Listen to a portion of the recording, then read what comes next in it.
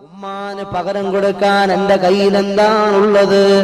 ഉമ്മ നൽകിയ അമ്മിഞ്ഞ പാലിന് പകരം കൊടുക്കാൻ എന്റെ കയ്യിൽ സാലറീസുകളില്ല, എന്റെ കയ്യിൽ കറൻസികളുടെ ശേഖരമില്ല. എത്രയെത്ര കോടാന കോടി കൊണ്ട് ഉമ്മാന്റെ മടിത്തട്ടിലെറിഞ്ഞാലും ഉമ്മ തന്ന ഒരു തുള്ളി അമ്മിഞ്ഞ പാലിനു പകരമാകില്ല. പ്രപഞ്ചത്തിൽ ഒന്നുമില്ല. ഉമ്മ നൽകിയ ചുംബനങ്ങൾക്ക്, വാപ്പ നൽകിയ കരുതല സ്പർശങ്ങൾക്ക് പകരം കൊടുക്കാൻ ആധുനിക ലോകത്തൊരു കുന്ത്രാണ്ടവും കണ്ടുപിടിച്ചിട്ടില്ല. പാതിരാറിന്റെ സമയങ്ങളിൽ ഞാനും നിങ്ങളും ഉറക്കമൊളിക്കാറുണ്ടോ മുഅ്മിനീങ്ങളെ? ഉമ്മമാരെ നോക്കുവീൻ. ഞാൻ എന്റെ കുഞ്ഞുനാളിൽ പാതിരാത്രിയുടെ ഏതോ യാമത്തിൽ ഉണർന്ന് കരഞ്ഞപ്പോൾ എന്റെ കരളിന്റെ കരളായ ഉമ്മ എന്നെ വാരിയെടുത്ത് ഉറക്കമൊളിച്ച് പാതിരാത്രി മുഴുവനും താരാട്ട് പാടി എന്നെ ഉറക്കിയില്ലയോ? ഈ താരാട്ട് പാട്ടിനേക്കാൾ മധുരമായൊരു പാട്ട് ഞാനോ നിങ്ങളോ കേട്ടിട്ടുണ്ടോ? ഉമ്മ തന്ന അമ്മിഞ്ഞ പാലിന്റെ മധുരത്തെ പോലെ മധുരമുള്ളൊരു പാനീയം ഞാനും നിങ്ങളും കുടിച്ചിട്ടുണ്ടോ? അതിനുമ്മാക്ക് പകരം കൊടുക്കാൻ എന്റെ കയ്യിലെന്താണ്? ആ ഉമ്മാക്ക് തിരിച്ചു കൊടുക്കാൻ എന്റെ കയ്യിലെന്താണ്? ആരംഭപ്പൂവായ ഹബീബ് പറഞ്ഞത് കണ്ടോ? മുതലാളിയാകട്ടെ, പ്രമാണിയാകട്ടെ, പൗരപ്രമുഖനാകട്ടെ, പ്രൈം മിനിസ്റ്റർ ആകട്ടെ, രാഷ്ട്രീയ മേലാളനാകട്ടെ, പ്രസംഗിക്കുന്ന മുസ്ലിയാരാകട്ടെ, ഏത് വലിയ വലിയ വലിയ ആളായാലും എടാ നിനക്ക് സ്വർഗം എവിടെയാണെന്നറിയുമോ? നിനക്ക് സുവനം എവിടെയാണെന്നറിയുമോ? അൽ ജന്നത്തു തഹ്ത ഖുദാമിൽ ഉമ്മഹാത്ത്. ഉമ്മാന്റെ കാൽപാദത്തിന് ചുവട്ടിലാണ്, വാപ്പാന്റെ കാൽപാദത്തിന് ചുവട്ടിലാണ് എനിക്ക് സ്വർഗമുള്ളത്. ആ ഉമ്മാന്റെ തൃപ്തി വാങ്ങിയാണ് ഞാൻ സ്വർഗത്തിൽ പോകേണ്ടത്. ആ വാപ്പാന്റെ തൃപ്തി സമ്പാദിച്ചാണ് ഞാൻ സ്വർഗത്തിലെത്തേണ്ടത്. അല്ലെങ്കിൽ എനിക്ക് സ്വർഗം അന്യമാണ്, അല്ലെങ്കിൽ എനിക്ക് നരകമാണ്. ഉമ്മാന്റെ തൃപ്തിയിലാണ് അല്ലാഹുവിന്റെ തൃപ്തിയുള്ളത്. വാപ്പാന്റെ തൃപ്തിയിലാണ് അല്ലാഹുവിന്റെ തൃപ്തിയുള്ളത്. ഉമ്മാന്റെ മുഖത്ത് നീ ദേഷ്യത്തോടെ നോക്കല്ലേ മോനെ. ഉമ്മാന്റെ മുഖത്തെങ്ങാനും നീ ദേഷ്യത്തോടെ നോക്കിയാൽ, വാപ്പാന്റെ മുഖത്തെങ്ങാനും നീ ദേഷ്യത്തോടെ നോക്കിയാൽ അല്ലാഹുവിന്റെ കോപത്തോടെയുള്ള നോട്ടമാണ് നിന്നെതിരേൽക്കുക. പരിശുദ്ധരായ പരിശ്രേഷ്ഠരായ മുഹമ്മദുർ റസൂലുള്ളാഹ് ാകട്ടെ, ലോകത്ത് ഏത് രാഷ്ട്രങ്ങളാകട്ടെ, ഇനി ഭൂഖണ്ഡങ്ങളിലേക്ക് കടന്നു എന്നാലും ശരി, ഈ സമൂഹത്തിൽ, ഈ കാലഘട്ടത്തിലെ മാനവിക സമൂഹത്തിൽ, ഈ സമൂഹത്തിൽ ഇന്ന് മാതാക്കൾ അവഗണിക്കപ്പെടുകയാണ്, പിതാക്കളെ തമസീകരിക്കപ്പെടുകയാണ്, മാതൃസമൂഹത്തെ പരിഹസിക്കപ്പെടുകയാണ്, പിതൃസമൂഹത്തെ തൃണവൽക്കണിക്കപ്പെടുകയാണ്. അവഗണിക്കപ്പെടുന്ന, തൃണവൽക്കണിക്കപ്പെടുന്ന, വലിച്ചെറിയപ്പെടുന്ന, അടിച്ചേൽപ്പിക്കപ്പെടുന്ന ഈ അവഗണനകൾക്കും ഈ തൃണവൽക്കരണങ്ങൾക്കും ഈ പരിഹാസങ്ങൾക്കും ഈ അപജയങ്ങൾക്കും ഒരു പരിഹാരം പറയാൻ ലോകത്തൊരു രാഷ്ട്രനായകനും മുന്നോട്ട് വന്നിട്ടില്ല.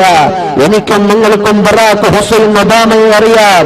ലോക പോലീസ് ചമയുന്ന അമേരിക്ക എന്ന് പറയുന്ന രാഷ്ട്രത്തിന്റെ പ്രസിഡന്റായി വൈറ്റ് ഹൗസിൽ കറങ്ങുന്ന കസേര നിൽക്കുന്ന Barack Hussein Obama united national ഓർഗനൈസേഷന്റെ ഒരു കോൺഫറൻസിൽ വന്നിട്ട് എല്ലാ രാജ്യങ്ങളും അതിൽ സംഗമിക്കുന്നതിൽ ഇന്ത്യയുണ്ട്, പാകിസ്ഥാനുണ്ട്, ചൈനയുണ്ട്, ലോകത്തുള്ള ഏകദേശം 50 രാഷ്ട്രങ്ങളെല്ലാം സംഗമിച്ച സംഗമവേദിയിൽ വെച്ചിട്ട് ബറാക്ക് ഹുസൈൻ ഒബാമ എന്ന് പറയുന്ന ഉത്തരവാദിത്തപ്പെട്ട അമേരിക്ക എന്ന് പറയുന്ന രാഷ്ട്രത്തിന്റെ തലവൻ ഏതെങ്കിലും ഒരു സ്റ്റേറ്റ്മെന്റ് നടത്തിയതായി എനിക്കോ നിങ്ങൾക്കോ പറയാൻ കഴിയുമോ? 21ാം നൂറ്റാണ്ടിൽ ജീവിക്കുന്ന മാനവ അതുപോലെ ഞങ്ങൾ ഞങ്ങളുടെ മാതാക്കളോട് മാന്യമായി പെരുമാറണം. ഞങ്ങൾ ഞങ്ങളുടെ പിതാക്കളോട് വളരെ മാന്യമായി പെരുമാറണം. അവരെ ആക്രമിക്കാൻ പാടില്ല, അവരെ പ്രണവൽക്കരിക്കാൻ പാടില്ല, അവരെ അപഹസിക്കാൻ പാടില്ല, അവരെ പരിഹസിക്കാൻ പാടില്ല എന്ന പ്രമേയം ബറാക്ക് ഹുസൈൻ ഒബാമയല്ല, ഇന്ത്യ രാജ്യത്തിന്റെ പ്രൈം മിനിസ്റ്ററായി നമ്മളൊക്കെ വാദിക്കുന്ന ഡോക്ടർ മൻമോഹൻ സിംഗ് ഏതെങ്കിലും ഒരു പാർലമെന്റിൽ വെച്ചോ ഏതെങ്കിലും ഒരു പൊളിറ്റിക്കൽ വേദിയിൽ വെച്ചോ അദ്ദേഹത്തിന് കിട്ടിയ ഏതെങ്കിലും ഒരു പ്രസംഗ പ്രഭാഷണ സദസ്സിൽ വെച്ചോ ഇന്ത്യക്കാരായ എന്നെയും നിങ്ങളെയും അഭിസംബോധന ചെയ്തുകൊണ്ട് എന്റെ പ്രിയപ്പെട്ട ഇന്ത്യ രാജ്യത്ത് ജീവിക്കുന്ന ഭാരതീയരായ മനുഷ്യന്മാരെ, നിങ്ങൾ നിങ്ങളുടെ പിതാക്കളോട് നിങ്ങൾ നിങ്ങളുടെ മാതാക്കളോട് വളരെ ഡിസിപ്ലിൻ ഫ്രീ ആയി മാത്രമേ ഡീൽ ചെയ്യാൻ പാടുള്ളൂ എന്ന പ്രമേയം അദ്ദേഹം അവതരിപ്പിച്ചിട്ടുണ്ട്. ഇല്ല, ലോകത്തൊരുപാട് പാർട്ടികളുണ്ട്, ലോകത്തൊരുപാട് പ്രസ്ഥാനങ്ങളുണ്ട്, ലോകത്തൊരുപാട് ലീഡേഴ്സുകളുണ്ട്. ആ ലീഡേഴ്സിന്റെ നേതൃത്വത്തിലും പാർട്ടീസുകളുടെ നേതൃത്വത്തിലും ധാരാളം കോൺഫറൻസുകളും സംഗമങ്ങളും നടക്കുന്നുണ്ട്. ആ സംഗമങ്ങളിലൊന്നും കണ്ണീരപ്പാൻ, കരയുന്ന മാതാവിന്റെ കണ്ണീരപ്പാൻ, ഒളിച്ചെറിയപ്പെട്ട് നിലവിളിക്കുന്ന പിതാവിന്റെ കരങ്ങൾ പിടിച്ചിട്ട് അവലംബം നൽകാൻ ഒരാളും മുന്നോട്ട് വരുന്നില്ല, ഒരാളും മുന്നോട്ട് വരുന്നില്ല.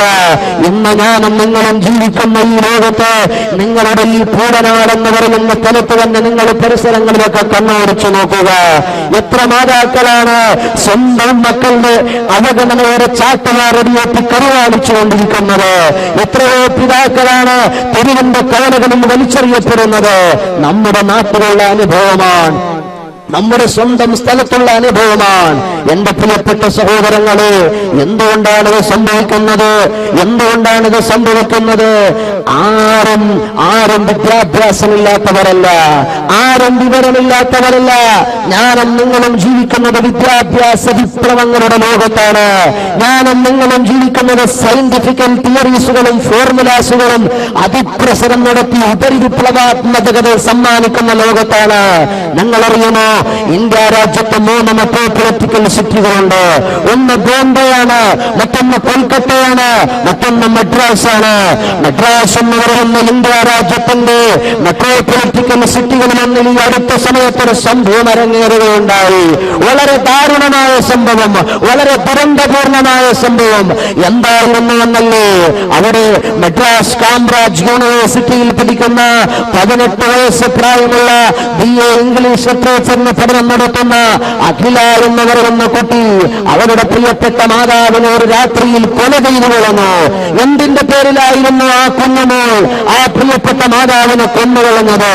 തലേ ദിവസം രാത്രി കിടന്നിറങ്ങാൻ പോകുന്നതിന് മുമ്പ് ആ പ്രിയപ്പെട്ട മാതാവ് പൊന്നുമോളെ വിളിച്ചിട്ട് പറഞ്ഞു, യൂണിവേഴ്സിറ്റിയിലെ ഡിഗ്രി സ്റ്റുഡന്റായി പഠിക്കുന്ന പൊന്നുമോളെ വിളിച്ചിട്ട് പറഞ്ഞു, പൊന്നുമോളെ, നീ നിന്റെ കാമുകരുമായുള്ള ഫോൺ ബന്ധം ഇവിടെ അവസാനിപ്പിക്കണം. ഇനി അവനുമായി നീ സംസാരിക്കാൻ പാടില്ല. ഇനി അവനുമായി ഇത്തരമൊരു ബന്ധം നീ തുടർന്നാൽ നിന്റെ ഭാവിയെ ഭാസുരമാക്കുകയല്ല, നിന്റെ ഭാവിയെ നശിപ്പിക്കുകയാണ് ചെയ്യുക എന്ന സന്ദേശം ആ മാതാവ് നൽകിയപ്പോൾ അർദ്ധരാത്രി സമയത്ത് കിടന്നുറങ്ങുകയായിരുന്ന പ്രിയപ്പെട്ട മാതാവിനെ അതാ ഉറങ്ങിക്കിടക്കുന്ന ഉറക്കറയിൽ അർദ്ധരാത്രി രാത്രിയുടെ യാമങ്ങൾ പിന്നിട്ടു പോകുന്ന സമയത്ത് അടുക്കളയിലേക്ക് കടന്നു ചെന്ന 18 വയസ്സുകാരിയായ പെണ്ണ് വലിയൊരു അമ്മിക്കല്ല് കറിയുണ്ടാക്കി തുറന്ന യൂണിവേഴ്സിറ്റി കലാലയത്തിൽ പോയി പഠിച്ചിട്ട് തിരിച്ചു വരുമ്പോൾ തന്റെ ടേബിളിന്റെ മുന്നിൽ വിഭവസമൃദ്ധമായ ഭക്ഷണമുണ്ടാക്കാൻ അമ്മ കരുതി വെച്ചു വന്ന അന്നിങ്ങക്ക് ആ അമ്മിക്കല്ലെടുത്തു കൊണ്ടുപോയി അതാ ഉറങ്ങിക്കിടക്കുന്ന പ്രിയപ്പെട്ട മാതാവിന്റെ തലയ്ക്ക് മേലെ നിന്ന് താഴോട്ടിടുകയാണ്. ആ താഴോട്ട് പതിച്ച അമ്മിക്കല്ലിന്റെ ആഘാതമേറ്റിട്ട് ആ പ്രിയപ്പെട്ട മാതാവിന്റെ രക്തം തകർന്ന് രക്തമണിച്ച് തലച്ചോറ് പൊട്ടി തകർന്ന് തരിപ്പണമായി ലോകത്തോട് ആ പ്രിയപ്പെട്ട മാതാവെന്ന് പിടയാൻ പോലും സമയം ലഭിക്കാതെ കൊല്ലപ്പെട്ടു പോയെങ്കിൽ എന്റെ പ്രിയപ്പെട്ട സഹോദരങ്ങളെ, ഇത് കണ്ടടുത്ത് കിടന്ന പ്രിയപ്പെട്ട കുഞ്ഞമോൾ അവൾ ചാടിയെണീറ്റ് നിലവിളിച്ചു. അവരുടെ വായിലേക്ക് ശക്തമായ തന്റെ ബലിഷ്ഠമായ കരങ്ങൾ കൊണ്ട് പൊത്തിയിട്ട് കറിക്കത്തിയെടുത്ത് അടിവയത്തിലേക്ക് കടാര കുത്തിയിറക്കി തന്റെ കൂടപ്പിറപ്പിനെ കൂടി ആ പ്രിയപ്പെട്ട വിദ്യാഭ്യാസമുള്ള കാംബ്രാജ് യൂണിവേഴ്സിറ്റിയിൽ ഇംഗ്ലീഷ് സാഹിത്യത്തിന് പഠിക്കുന്ന ആ പ്രിയപ്പെട്ട മകൾ കൊന്നുകളഞ്ഞു എന്ന് നാം വളരെ വ്യക്തമായി മറക്കുക. എന്തിന്റെ പേരിലാണിത് സംഭവിക്കുന്നത്? ഞാനും നിങ്ങളും ഇത് കാംബ്രാജ് യൂണിവേഴ്സിറ്റിയിൽ ഇംഗ്ലീഷ് ലിറ്ററേച്ചറിന് പഠിക്കുന്ന അഖിലയിൽ സംഭവിച്ചതല്ലേ, മദ്രാസിൽ സംഭവിച്ചതല്ലേ? സാക്ഷര സമ്പന്നമായ സസ്യശ്യാമല ശീതളമായ കേരളത്തിലെ നമ്മൾ എന്തിനാണ് ഇത് ഡിസ്കസ് ചെയ്യുന്നത്? നിങ്ങൾക്ക് തൃശ്ശൂർ ജില്ലയെ അറിയുമോ?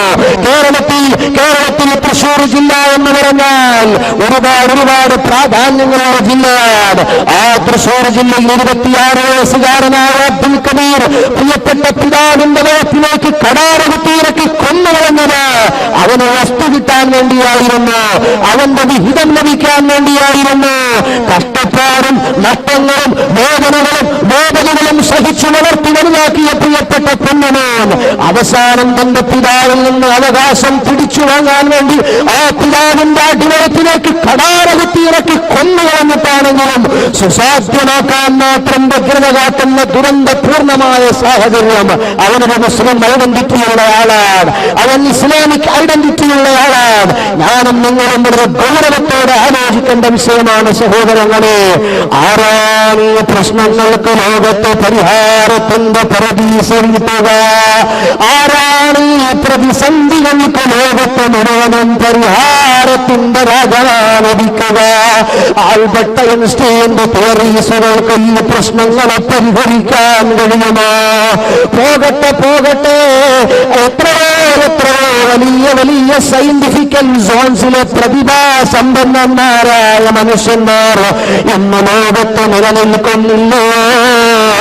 ഇവർക്കാർക്കെങ്കിലും ഈ പ്രശ്നത്തിന്, ഈ ക്രൈസിസിന്, ഈ പ്രതിസന്ധിക്ക്, ഈ ഡിസാസ്റ്ററുകൾക്ക് പരിഹാരം പറയാൻ കഴിയുമോ? ആരാണ് ഈ പ്രശ്നങ്ങൾക്ക് ലോകത്ത് പരിഹാരം അവതരിപ്പിച്ചത്? ഒരു സയന്റിസ്റ്റും പറഞ്ഞിട്ടില്ല, ഒരു സാമൂഹിക പരിഷ്കർത്താവും അവതരിപ്പിച്ചിട്ടില്ല, ഒരു വലിയ നവോത്ഥാന നായകനും രംഗത്ത് വന്നിട്ടില്ല. പറഞ്ഞ നേതാവ് ആരാണ്? ശരാപാചമൻ ദിയാരേ മദീന ദവാമാശനാ ഹേ ബഹാരേ മദീന. അകലേകല മദീനയുടെ മരത്തണലിൽ വിശ്രമിക്കുന്ന കാലത്തിന്റെ നേതാവ്, ലോകത്തിന്റെ ജേതാവ് അഷ്റഫുൽ വറാ മുഹമ്മദുർ റസൂലുള്ളാഹ് സ്വല്ലല്ലാഹു അലൈഹി വസല്ലമ തങ്ങളാകുന്ന നേതാവാണ്. ഈ മോഡേൺ ലോകത്തോടെന്ന് മാത്രമല്ല, അവസാന കാലഘട്ടം വരെയുള്ള സമൂഹത്തോടും സമുദായത്തോടും മാനവികതയോടും സാമൂഹിക വ്യവസ്ഥിതികളോടും വിളിച്ചു പറയുന്ന ബിസ്മില്ലാഹിർ റഹ്മാനിർ റഹീം. വിശുദ്ധ ഖുർആൻ പഠിപ്പിക്കുകയാണ്. വഖദാ റബ്ബുക അല്ലാ തഅബുദൂ ഇല്ലാ ഇയ്യാഹു വബിൽ വാലിദൈനി ഇഹ്സാനാ. وقضى ربك ألا تعبدوا إلا إياه وبالوالدين إحسانا.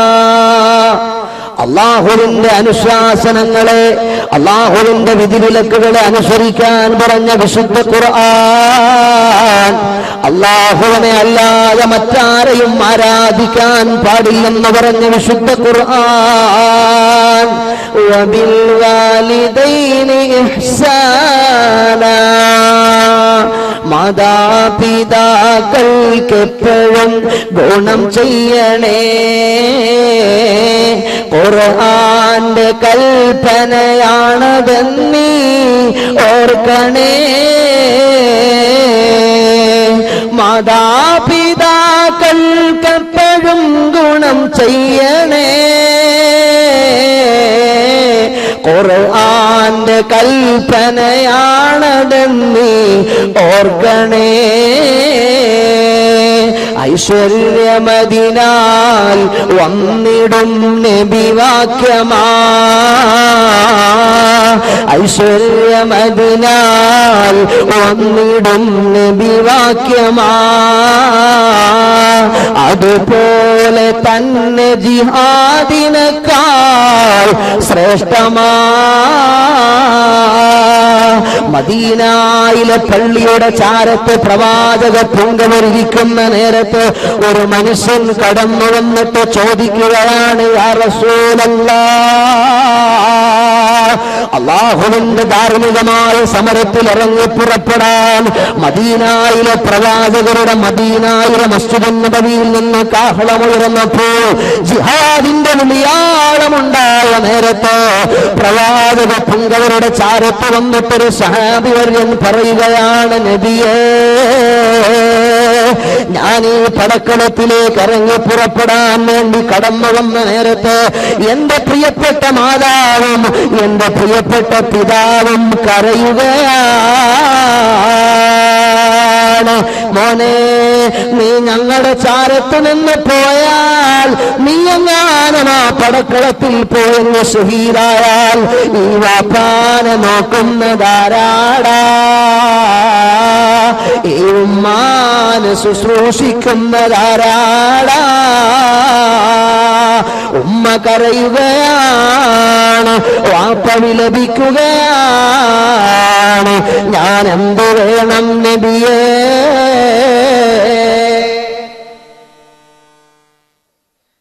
ഞാൻ എന്താണ് വേണ്ടത്? ഞാൻ എന്താണ് ചെയ്യേണ്ടത്? റസൂലുള്ളാഹിന്റെ ചാരത്ത് വന്നിട്ടൊരു സഹാബി വര്യൻ ചോദിക്കുകയാണ്, പടയോട്ടത്തിന് വരണമോ? ഉമ്മാന്റെ ചാരത്ത് വാപ്പാന്റെ സവിധത്തിൽ ഞാൻ ശുശ്രൂഷിച്ച് നിൽക്കണമോ?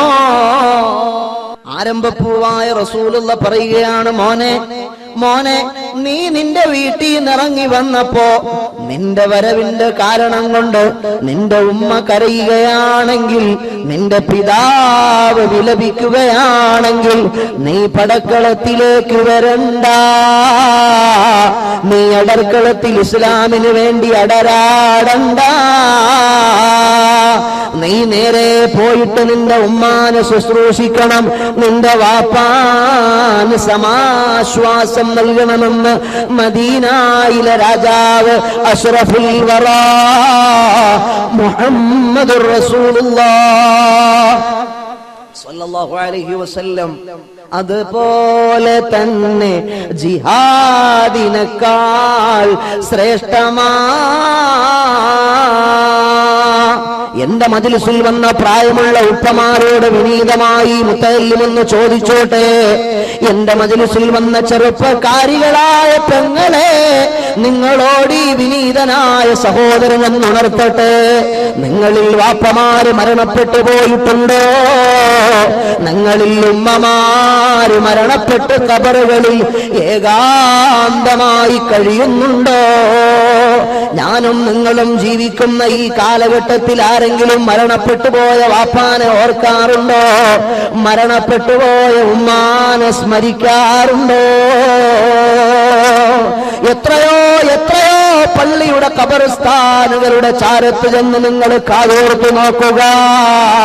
മീസാൻ കല്ലുകളിൽ നിന്നും വിളിയാളമുയരുന്നുണ്ട്, എന്റെ മക്കൾ, എന്റെ മക്കൾ, ഞാനുണ്ടാക്കിയ സമ്പത്ത് കൊണ്ട് അവർ സുൽത്താന്മാരായി വാഴുന്നത്, ഞാനുണ്ടാക്കിയ എസ്റ്റേറ്റിൽ നിന്ന് അവനിപ്പോ വരുമാനം വെച്ച് ജീവിക്കുന്നത്, ഞാനുണ്ടാക്കിയ വീടാ, ഞാനുണ്ടാക്കിയ സമ്പത്താ, ഞാനുണ്ടാക്കിയതാണെല്ലാം എല്ലാം.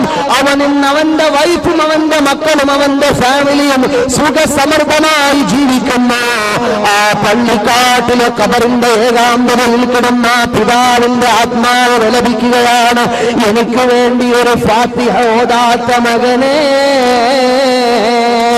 എനിക്ക് വേണ്ടി ഒരു യാസീൻ ഓതാത്ത മകളെ.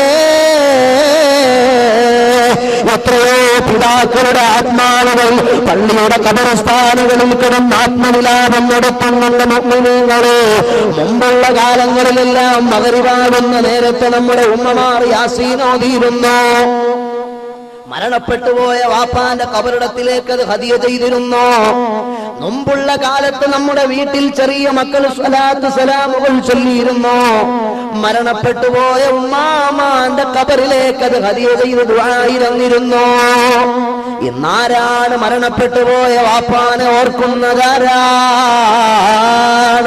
മരണപ്പെട്ടുപോയ ഉമ്മാനെ ഓർക്കുന്നതാരാണ്? ഒരു ഖബറാളിയുടെ അവസ്ഥ എന്താ? വെള്ളത്തിൽ മുങ്ങിച്ചാകാൻ പോകുന്നവനെ പോലെയാണ്.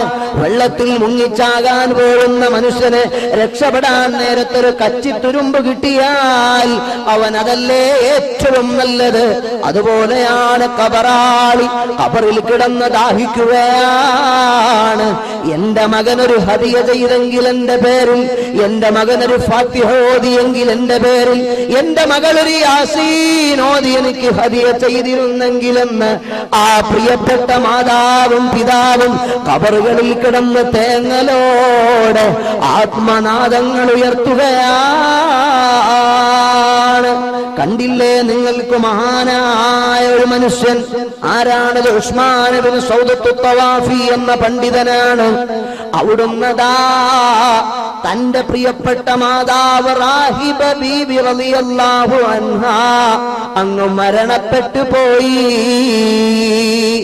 നല്ല ആബിദത്തായ ഉമ്മയാ, നല്ല സ്വാലിഹത്തായ ഉമ്മയാണ്. ഈ മകനൊരു പതിവുണ്ട്. ഉമ്മാന്റെ ഖബറിന്റെ ചാരത്ത് എല്ലാ വെള്ളിയാഴ്ചയും പോയി സിയാറത്ത് ചെയ്യുന്ന പതിവ് ഈ മകനുണ്ട്. ഒരു ദിവസം ഈ മകൻ ഉമ്മാനെ സ്വപ്നത്തിൽ ഇങ്ങനെ കാണുകയാണ്. എന്താണ് ഉമ്മ, സുഖമല്ലയോ? സന്തോഷം തന്നെയല്ലയോ? മോനെ ഉസ്മാനെ, ഉമ്മാക്ക് സുഖമാടാ, ഉമ്മാക്ക് സന്തോഷമാടാ. ഒരു വസിയത്തിന്റെ മോനോടുമ്മ പറയട്ടെ, ഉമ്മാക്ക് നൽകാനുള്ള വസിയത്ത് എന്താണ് ഉമ്മ? ആ സമയത്തുമ്മ പറയുകയാണ്, മോനെ എന്റെ ഖബറിന്റെ ചാരത്ത്, എന്റെ ഖബറിന്റെ ഓരത്ത് എല്ലാ വെള്ളിയാഴ്ചയും എന്റെ കുഞ്ഞുമോൻ വന്നിട്ട് എനിക്ക് വേണ്ടി ദുആയിരക്കുന്നൊരു പതിവുണ്ടല്ലോ. ആ പതിവ് എന്റെ മോൻ ഉപേക്ഷിക്കാൻ പാടില്ല. എല്ലാ വെള്ളിയാഴ്ചയും എന്റെ ചാരത്തുനിന്ന് ദുആയിരക്കുന്ന പതിവുണ്ടല്ലോ. ആ പതിവന്റെ പൊന്നുമോൻ ഉപേക്ഷിക്കല്ല. ഉസ്മാൻ ഇബ്നു സൗദത്ത് തവാഫി എന്ന ആലിമായ ആബിദായ പണ്ഡിതനായ മനുഷ്യനോട് ആ ഉമ്മ ഈ ഉപദേശം നടത്തുകയാണ്. ഉമ്മ ചോദിക്കുകയാണ്, ഉമ്മാനോട് മകൻ ചോദിക്കുകയാണ്, ഉമ്മ അങ്ങനെ പറയാൻ കാരണം എന്താണ്? മോനെ ഉസ്മാനെ, നീ എന്റെ ഖബറിന്റെ ചാരത്തേക്ക് ഇങ്ങനെ നടന്നു വരുന്ന നേരത്ത് മറ്റു ഖബറാളികൾ വിളിച്ചു പറയുകയാണ്, റാഹിബാ, നിന്റെ ആലിമായ സ്വാലിഹായ മകനിതാ വരുന്നുണ്ട്. റാഹിബാ, നിന്റെ ആലിമായ സ്വാലിഹായ മകനിതാ വരുന്നുണ്ട്. റാഹിബാ. എല്ലാ ഖബറാളികളും ഇങ്ങനെ വിളിച്ചു പറയുകയാണ്, എനിക്കെന്തൊരു സന്തോഷമാണെന്നറിയുമോ, എനിക്കെന്തൊരാനന്ദമാണെന്നറിയുമോ? കാരണം എന്റെ ഖബറിന്റെ ചാരത്ത് വന്നു നിന്നിട്ട് എന്റെ പൊന്നുമോൻ എനിക്ക് വേണ്ടി ദുആയിരുന്ന മറ്റു ഖബറാളികൾക്ക് കൂടി ഹദിയ ചെയ്തിട്ടാണ് മോൻ പോകുക. അപ്പോൾ ഈ മകന്റെ ആഗമനം, ഈ മകന്റെ വരവ് മറ്റുള്ള ഖബറാളികൾക്ക് കൂടി അനുഗ്രഹമാണ്. അതുകൊണ്ട് ആ ഖബറാളികളും വിളിച്ചു പറയുന്നു, റാഹിബാ, നിന്റെ സാലിഹായ മകനിതാ വരുന്നുണ്ട്. റാഹിബാ, അതല്ലേ ഇമാം അബൂ ഹുറൈറ റളിയല്ലാഹു അൻഹു നിവേദനം ചെയ്യുന്ന ഒരു ഹദീസിൽ കാണാം, മൻ സാറ ഖബറ അബവൈഹി ഔ അഹദിഹിമാ ഫീ കുല്ലി ജുമഅത്തിൻ ഉഫിറ ലഹു വകുതിബ ബർറാ. ആരെങ്കിലും മരണപ്പെട്ടു പോയ വാപ്പാന്റെ ഉമ്മാന്റെ ഖബറിന്റെ ചാരത്ത് എല്ലാ വെള്ളിയാഴ്ചയും പോയി സിയാറത്ത് ചെയ്ത് അവർക്ക് ദുആ എന്നാൽ ആ ഉമ്മായും ആ വാപ്പായും അല്ലാഹ് പുറത്തു കൊടുത്തവരാണ്.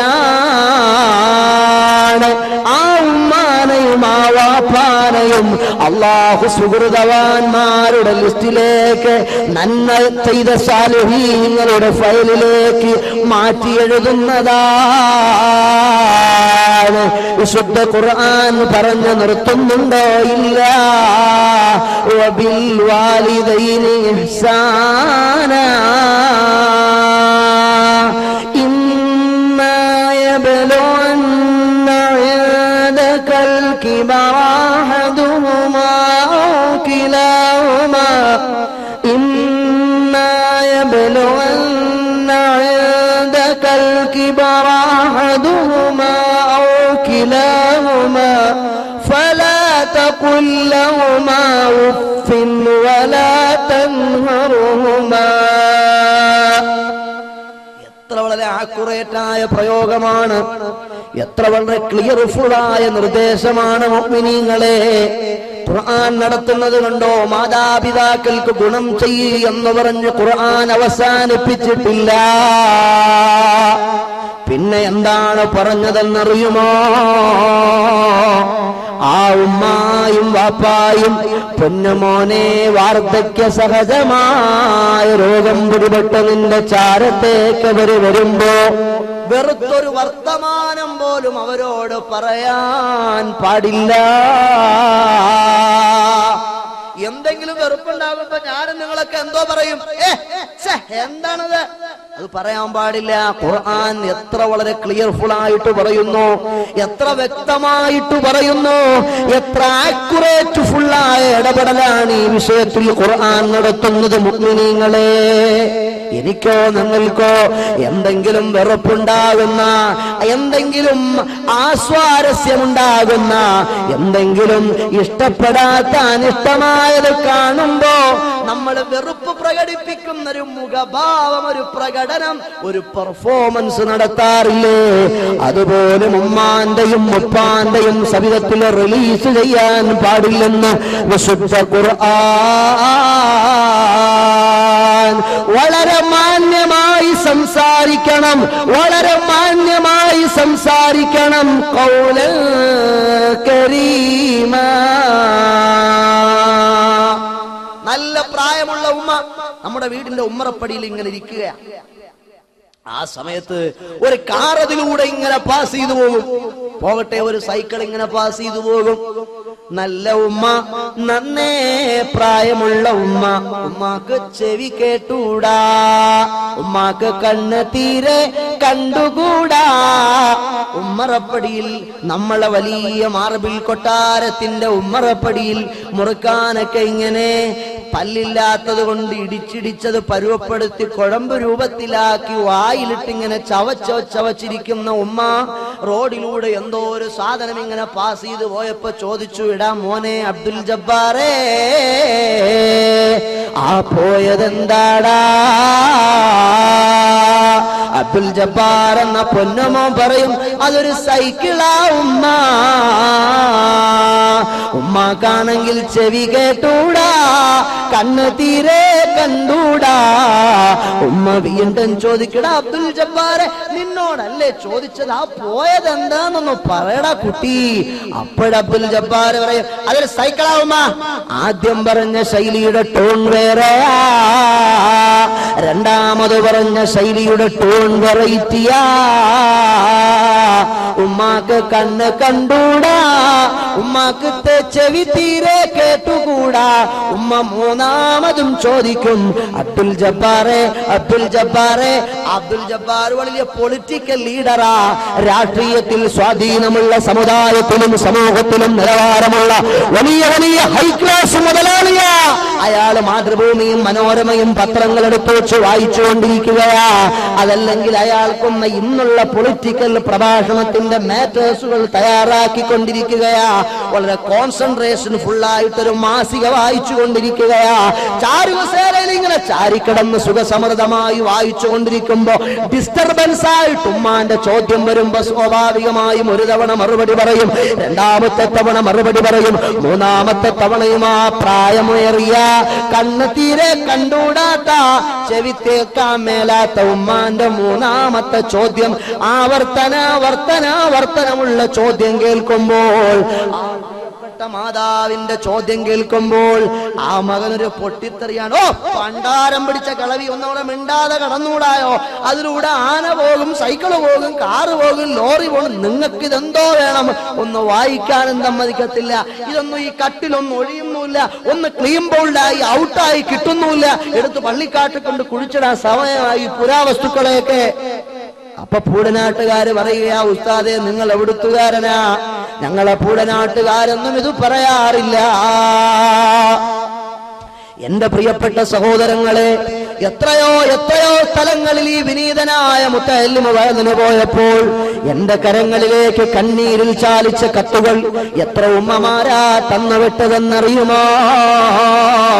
എത്ര പ്രായമുള്ള പിതാക്കളാണ് ഈ മുത്തഅല്ലിമിന്റെ കയ്യിൽ പിടിച്ചിട്ട്, ഉസ്താദേ ഞാനൊന്നും മരിക്കാൻ ദുആയിരക്കുമോ? എന്തിനാണ് ഉപ്പാ നിങ്ങൾ മരിക്കുന്നത്? ഈ നാട്ടിലെ പ്രമാണിയല്ലേ നിങ്ങൾ? ഈ നാട്ടിലെ സമ്പന്ന തറവാട്ടിൽ പിറന്ന മക്കളെ മുഴുവനും സൗദിയും ഖത്തറിലും ഒമാനിലുമാണ്. വലിയ വലിയ റിയൽ എസ്റ്റേറ്റ് മുതലാളിയായി അറിയപ്പെട്ട ആളാണ്, സമൂഹത്തിൽ സ്ഥാനമാനമുള്ളയാളാണ്. പക്ഷേ വാപ്പവൃദ്ധനായ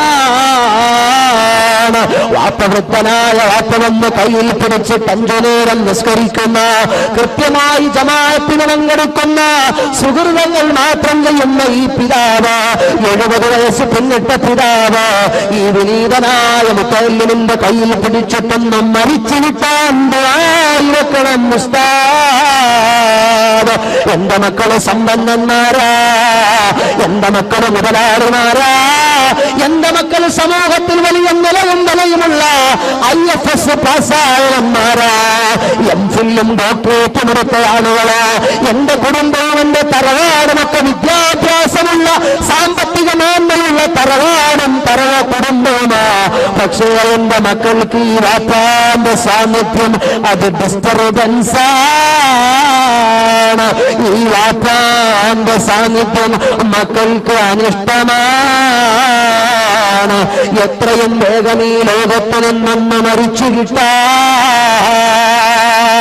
ഒന്ന് ദുആയിരക്കുമോ എന്ന് നല്ല മുഖലിസായ ഒരു പിതാവ് ഈ മുത്തഅല്ലിമിന്റെ കയ്യിൽ പിടിച്ച് കണ്ണീരൊലിപ്പിച്ചുകൊണ്ട് എന്റെ കൈകളെ കൂട്ടിപ്പിടിച്ച് ആത്മാർത്ഥമായി പറഞ്ഞിട്ടുണ്ടെങ്കിൽ എത്രയോ പിതാക്കളാണ് ഇത്രയേറെ ദുഃഖങ്ങൾ കടിച്ചമർത്തി ജീവിക്കുന്നത്. എന്റെ സമുദായത്തിൽ ഈ ശബ്ദം കേൾക്കുന്ന മുഅ്മിനീങ്ങളെ, അല്ലാഹു പൊറുക്കുന്ന ഏർപ്പാടല്ല, അല്ലാഹു പൊറുക്കുന്ന ഏർപ്പാടല്ല. ഈ ഉമ്മ മൂന്നാമത് ചോദിച്ചപ്പോ മോന്റെ പ്രതികരണം കൊണ്ട് എത്ര വലിയ കാർക്കശ്യപൂർണമായ പ്രതികരണമാ, എത്ര വലിയ ദേശത്തോടെയുള്ള ഇടപെടലാ, എത്ര പരുഷമായ പ്രകടനമാ. നിങ്ങൾക്കറിയുമോ എനിക്ക് സൂര്യനെ അറിയില്ലായിരുന്നു? നിങ്ങൾക്കറിയുമോ എനിക്ക് ചന്ദ്രനെ അറിയില്ലായിരുന്നു? നിങ്ങൾക്കറിയുമോ ആ നിൽക്കുന്നത് ആലിമരമാണെന്ന് എനിക്കറിയില്ലായിരുന്നു? എനിക്ക് കേരമരങ്ങളെ അറിയില്ലായിരുന്നു, എനിക്ക് തത്തമ്മകളെ കുറിച്ചറിയില്ലായിരുന്നു, എനിക്ക് പൂമ്പാറ്റകളെ കുറിച്ചറിയില്ലായിരുന്നു, ഒന്നും എനിക്കറിയില്ലായിരുന്നു. ഈ കിടക്കുന്നത് മണൽത്തരികളാണെന്നും ആകാശത്ത് പാതിരാ നേരത്തെ പ്രകാശമാനായി പ്രജ്വലിക്കുന്നത് ചന്ദ്രനാണെന്നും എനിക്കറിയില്ലായിരുന്നു. ഈ പ്രപഞ്ചത്തെ മുഴുവനും പ്രകാശിതമാക്കി മനോഹരമാക്കി കിഴക്കിന്റെ സീമയിൽ ഉദിച്ചു വരികയും പടിഞ്ഞാറിന്റെ സീമയിൽ അസ്തമിക്കുകയും ചെയ്യുന്ന സൂര്യൻ അത് സൂര്യനാണെന്ന് എനിക്കറിയില്ലായിരുന്നു. കുഞ്ഞിളം കാലുകൾ വെച്ച് പിച്ച വെച്ച് ഭൂമിയിൽ വെച്ച് ഞാനിങ്ങനെ നടക്കാൻ തുടങ്ങി. ഉമ്മാന്റെ കൈ പിടിച്ചിട്ട് വാപ്പാന്റെ കൈ പിടിച്ചിട്ട് ഞാനിങ്ങനെ മെല്ലെ നടന്ന് പോകുമ്പോൾ ഒരു മനോഹരമായ പുഷ്പത്തെ ഞാൻ കണ്ടു. ഞാൻ ഉമ്മാനോട് ചോദിച്ചു, ഉമ്മ ഇതെന്താണ് ഉമ്മ? ഉമ്മ പറഞ്ഞു, മോനെ അത് റോസാപ്പൂവാണ്. ഞാൻ വീണ്ടും ഉമ്മാനോട് ചോദിച്ചു, ഉമ്മ ഇതിന്റെ പേരെന്താണ് ഉമ്മ? ഉമ്മ പറഞ്ഞു, അത് റോസാ പുഷ്പമാണ്. ഒരു തവണയല്ല പൂമ്പാറ്റയെ പറ്റി ഞാൻ ഉമ്മനോട് ചോദിച്ചത്, ഒരു തവണയല്ല ചന്ദ്രനെ പറ്റി ഞാൻ വാപ്പയോട് ചോദിച്ചത്, ഒരു തവണയല്ല സൂര്യനെ പറ്റി ഞാൻ എന്റെ പ്രിയപ്പെട്ട പിതാവിനോട് ചോദിച്ചത്. ആവർത്തിച്ചു ചോദിച്ചു, ആവർത്തനം വാപ്പനോടും ഉമ്മനോടും. അതെന്താ വാപ്പ, ഇതിന്റെ പേരെന്താ വാപ്പ? അങ്ങനെ ഞാൻ ചോദിച്ചു ഉമ്മ പറഞ്ഞു തന്നു. ആ പറന്നു പോകുന്ന കിളിയുടെ പേര് തത്തമ്മ എന്നാണ്. അതിന്റെ നിറം പച്ച നിറമാണ്, അതിന്റെ ചുണ്ടുകൾ ചുമന്നതാണ്. അങ്ങനെ തത്തമ്മയെ പരിചയപ്പെടുത്തിയത് എന്റെ ഉമ്മയാണ്. ലോകത്തൊരു സൈക്കിള് പറന്നുപോയപ്പോ അത് സൈക്കിളാണെന്ന് പറഞ്ഞത് ഉമ്മയാണ്. ഞാനിങ്ങനെ കൊഞ്ചിക്കളിച്ച് നടന്നപ്പോ വാപ്പനെ ചൂണ്ടിക്കാണിച്ചിട്ട് ഇത് വാപ്പ എന്ന് വിളിക്കാൻ പഠിപ്പിച്ചത് ഉമ്മയാണ്. ഒന്നും എനിക്കും നിങ്ങൾക്കും അറിയാമായിരുന്നില്ല, ഒന്നിനെ പറ്റിയും എനിക്കും നിങ്ങൾക്കും പരിചയമുണ്ടായിരുന്നില്ല. നമ്മുടെ ഉമ്മ പഠിപ്പിച്ചതാണ്. ഒരു യൂണിവേഴ്സിറ്റിയിലും നിങ്ങളെ പൂമ്പാറ്റയെ പറ്റി പഠിപ്പിച്ചിട്ടുണ്ടോ? അത് ചന്ദ്രനാണെന്ന വിജ്ഞാനം നിങ്ങൾക്ക് ഏത് യൂണിവേഴ്സിറ്റിയിലാ പഠിപ്പിച്ചത്? ആ കാണുന്നത് സൂര്യനാണെന്നും ആ കാണുന്നത് ആലിമരമാണെന്നുമുള്ള അറിവ് നിങ്ങൾ ഏത് low primary, upper primary, high school, higher secondary സ്കൂളുകളിലാ പഠിച്ചത്? ഒരു സ്കൂളിലും പഠിച്ചതല്ല. ഉമ്മയാകുന്ന യൂണിവേഴ്സിറ്റിയിൽ നിന്നും പഠിച്ച മഹിതമായ പച്ചയായ യാഥാർത്ഥ്യങ്ങളും അധ്യായങ്ങളുമാണ്. ആ പ്രശംസകൾ മറന്നുകൊണ്ടൊരു കളി വേണ്ട മോനെ, ആ അധ്യായങ്ങൾ മറന്നുകൊണ്ടൊരു കളിയും വേണ്ട മോളെ. ഈ മകന് ദേഷ്യമായി പോയി ഉമ്മാനോട് മൂന്നാമത്തെ തവണ ഉമ്മ ചോദിച്ചപ്പോ, ഈ ഉമ്മയാണെങ്കിൽ പ്രായാധിക്യമുണ്ടായിട്ട് കണ്ണ് തീരെ കാണാൻ മേല, ചെവി തീരെ കേൾക്കാനും മേല. അതുകൊണ്ടാ ഉമ്മ ഒന്നാമത് രണ്ടാമതോ മൂന്നാമതോ ഉമ്മ ചോദിച്ചത്. അതുകൊണ്ടാ ഖുർആൻ പറയുന്നത് കൊണ്ടോ, ഫലാ തഖുല്ലഹുമാ ഉഫിൻ വലാ തൻഹറുമാ فقل لهما قولا كريما.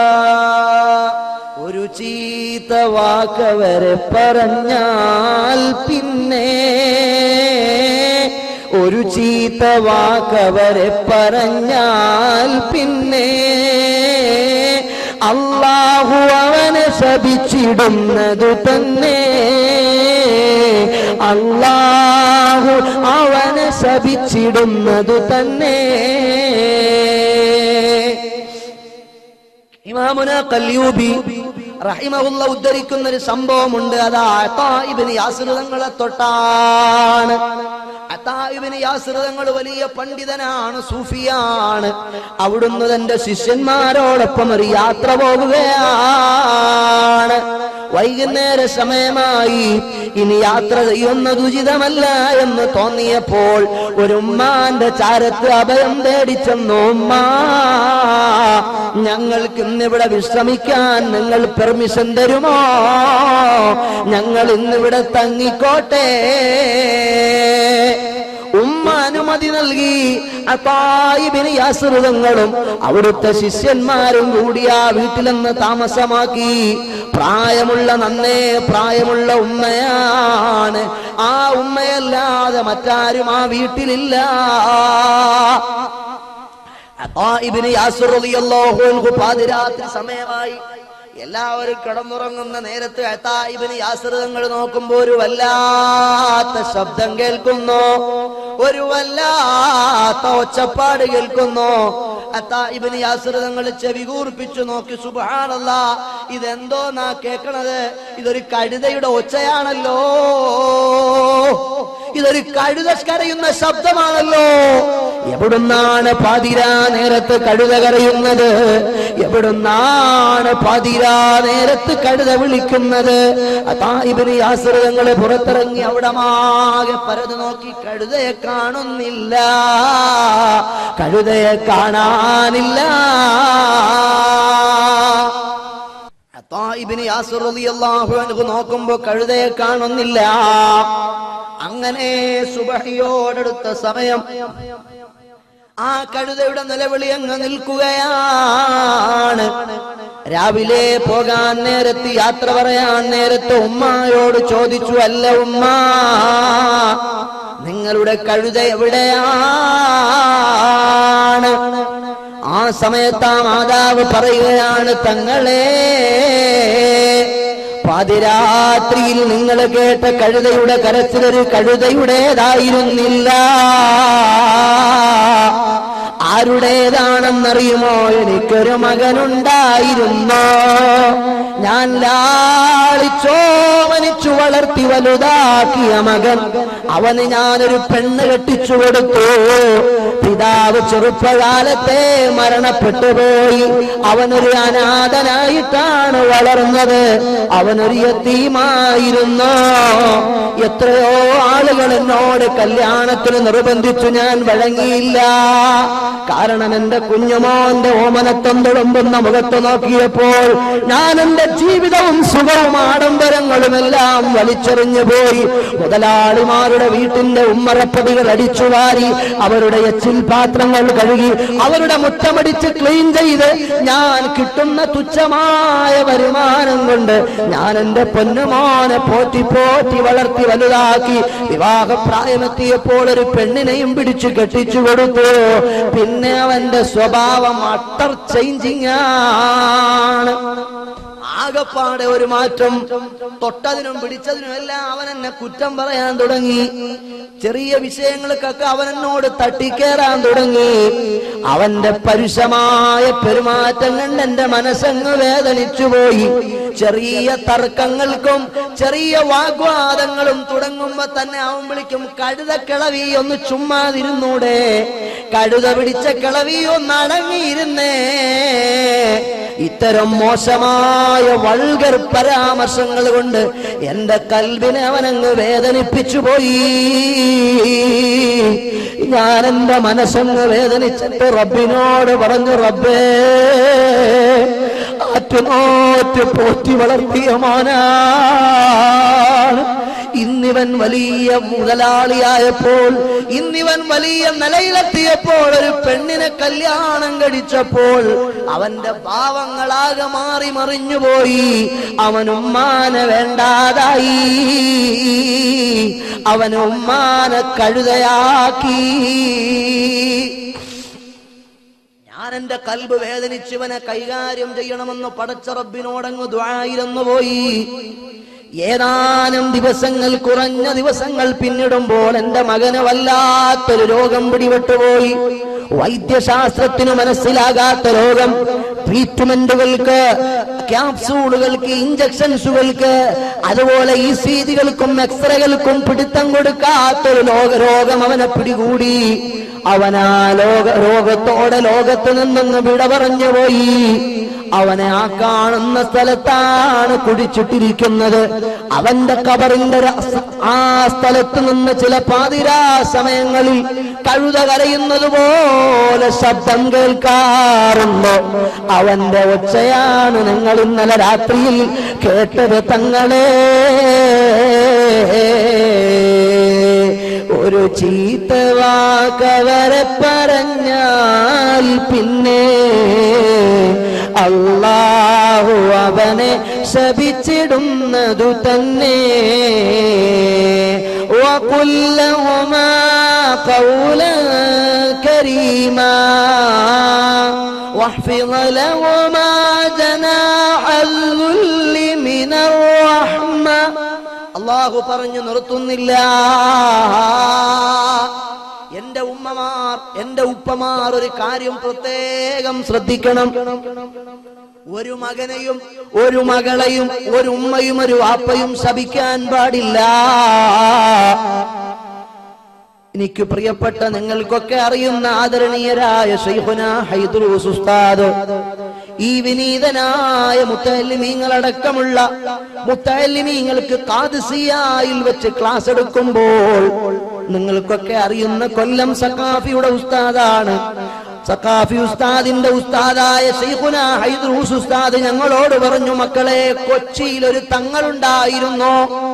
കൊച്ചിയിലൊരു തങ്ങളുണ്ടായിരുന്നു. ആ തങ്ങൾക്ക് ചെറിയൊരു മകനുണ്ടായിരുന്നു. ഈ മകന്റെ പണി എന്താ? എപ്പോഴും ഫുട്ബോൾ കളിയാ. ഇങ്ങോട്ട് വാടാന്ന് വിളിച്ചാ മോൻ ഇങ്ങോട്ട് വരൂല. മോൻ ഫുട്ബോൾ കളിക്കാൻ ഗ്രൗണ്ടിൽ പോകലാ.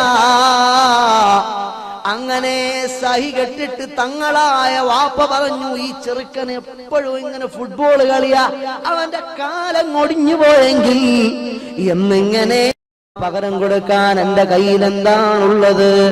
ഉമ്മ നൽകിയ അമ്മിഞ്ഞ പാലിന് പകരം കൊടുക്കാൻ എന്റെ കയ്യിൽ സാലറീസുകളില്ല, എന്റെ കയ്യിൽ കറൻസികളുടെ ശേഖരമില്ല.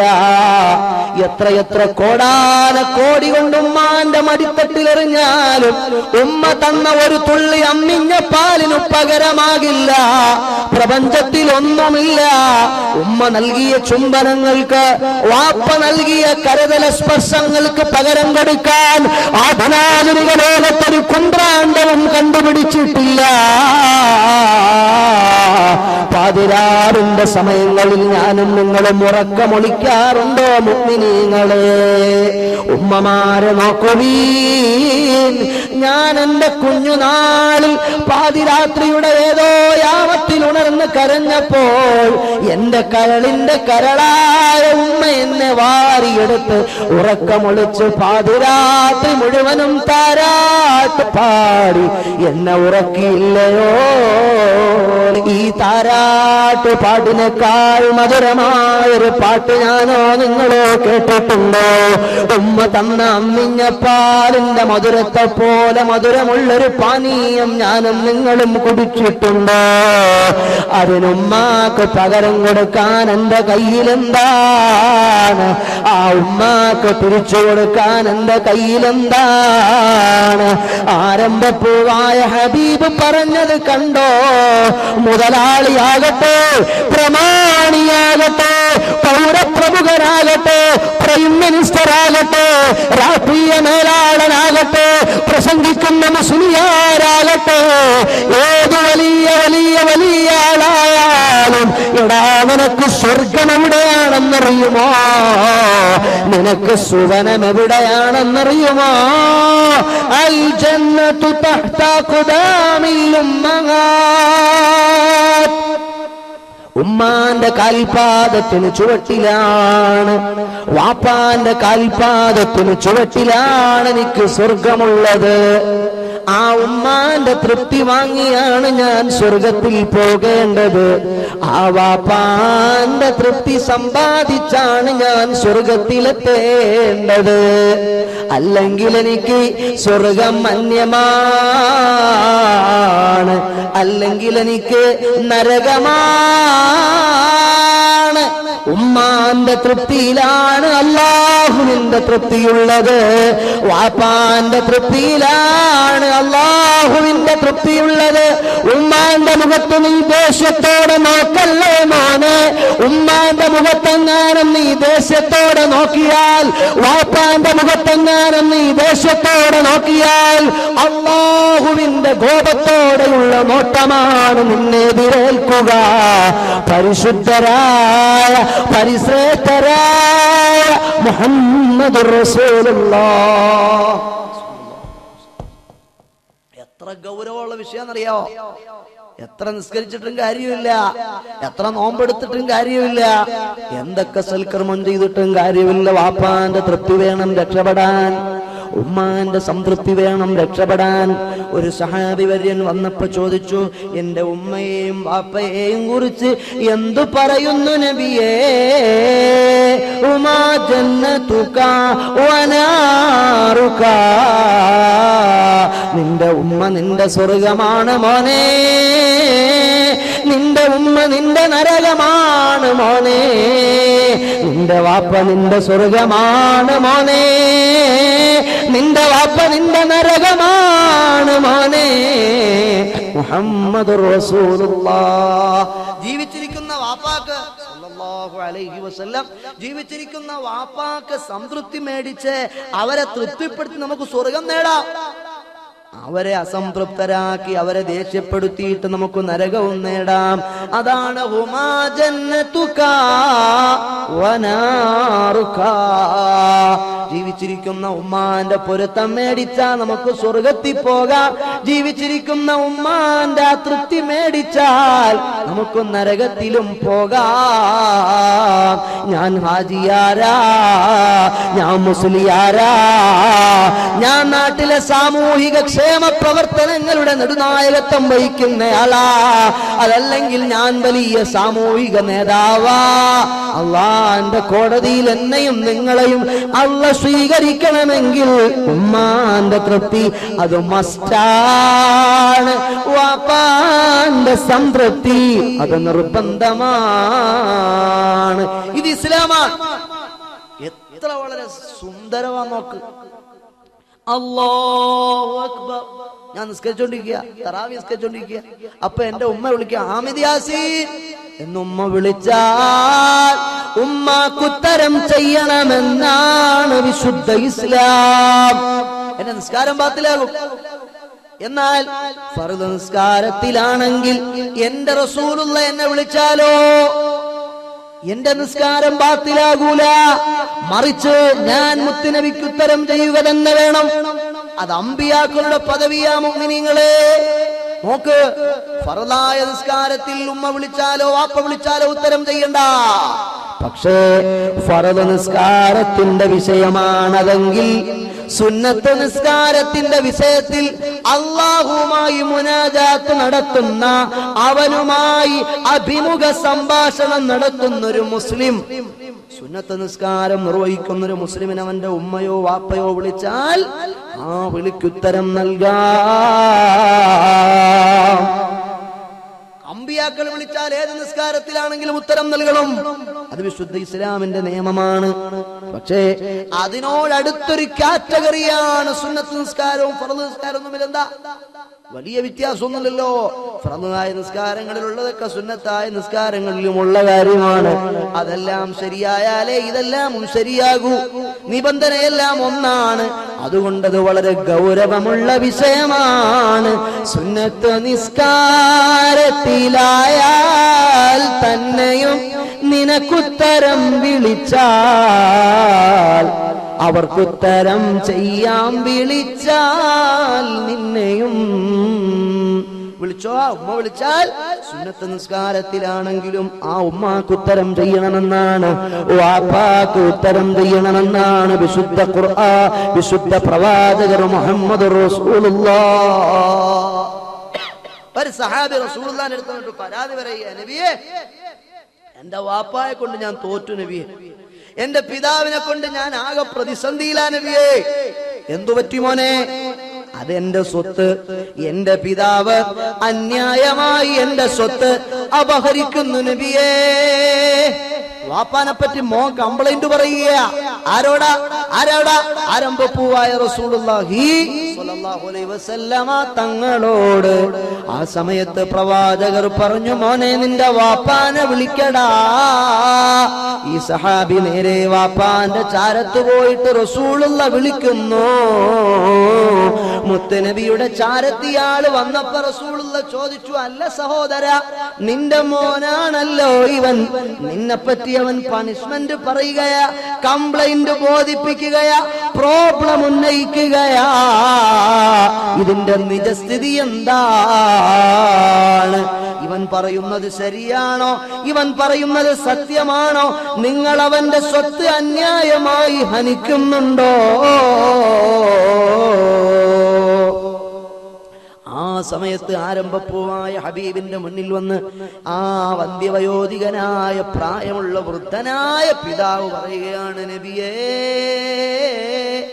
ഞാനൊരു വൃദ്ധനാ നബിയേ, എനിക്ക് കഴിയൂല നബിയേ, എനിക്ക് അധ്വാനിക്കാൻ മേല നബിയേ, എനിക്ക് കഷ്ടപ്പെടാനാകൂല നബിയേ, ഇവൻ എന്റെ മൂത്ത മകനാ നബിയേ, ഇവന്റെ താഴെ ചെറിയ കുഞ്ഞുമക്കൾ എനിക്ക് ഇനിയുമുണ്ട് നബിയേ, അവരെ പോറ്റാൻ വേണ്ടി ഇനിയും അധ്വാനിക്കാൻ എനിക്ക് കഴിയൂല നബിയേ. ആ സമയത്ത് അവൻ വലിയ മുതലാളിയായ മോന, അവന്റെ ഭക്ഷണത്തിൽ നിന്നും ഞാൻ എന്റെ മക്കൾക്ക് ഭക്ഷണം എടുത്തു കൊടുക്കും. അവന്റെ കാരക്കയിൽ നിന്നും ഞാൻ കുറച്ച് കാരക്ക എടുത്ത് എന്റെ മക്കൾക്ക്, ചെറിയ മക്കൾക്ക് കൊടുക്കും. ഇവന്റെ അനുജന്മാരാണ് അവർ, ഇവരുടെ സഹോദരനാണിവൻ. ഞാനത് ചെയ്യുന്നത് തെറ്റാണോ നബിയേ? എനിക്കിനി കഷ്ടപ്പെടാൻ മേല, എനിക്കിനി അധ്വാനിക്കാൻ വയ്യ. റസൂലുള്ളാഹി തങ്ങൾ സ്വല്ലല്ലാഹു അലൈഹി വസല്ലമ തങ്ങളുടെ മുന്നിൽ നിന്ന് ഈ വൃദ്ധനായ മനുഷ്യൻ ഇത്തരം തിരിച്ചൊരു മറുപടി പറയുമ്പോൾ ഹബീബായ മുത്തുനബി ചോദിച്ചു, അല്ല സഹോദരാ, നിന്റെ പിതാവ് പറയുന്നത് ശരിയാണോ? ഇയാള് നന്നേ പ്രായമുള്ള മനുഷ്യനാണല്ലോ, ഇയാള് നന്നേ വൃദ്ധനായ മനുഷ്യനാണല്ലോ, ഇനിയും നിനക്ക് വേണ്ടി നിന്റെ ചെറിയ കുഞ്ഞു അനുജന്മാർക്ക് വേണ്ടി അധ്വാനിക്കാൻ അദ്ദേഹത്തിന് ആരോഗ്യമില്ലല്ലോ.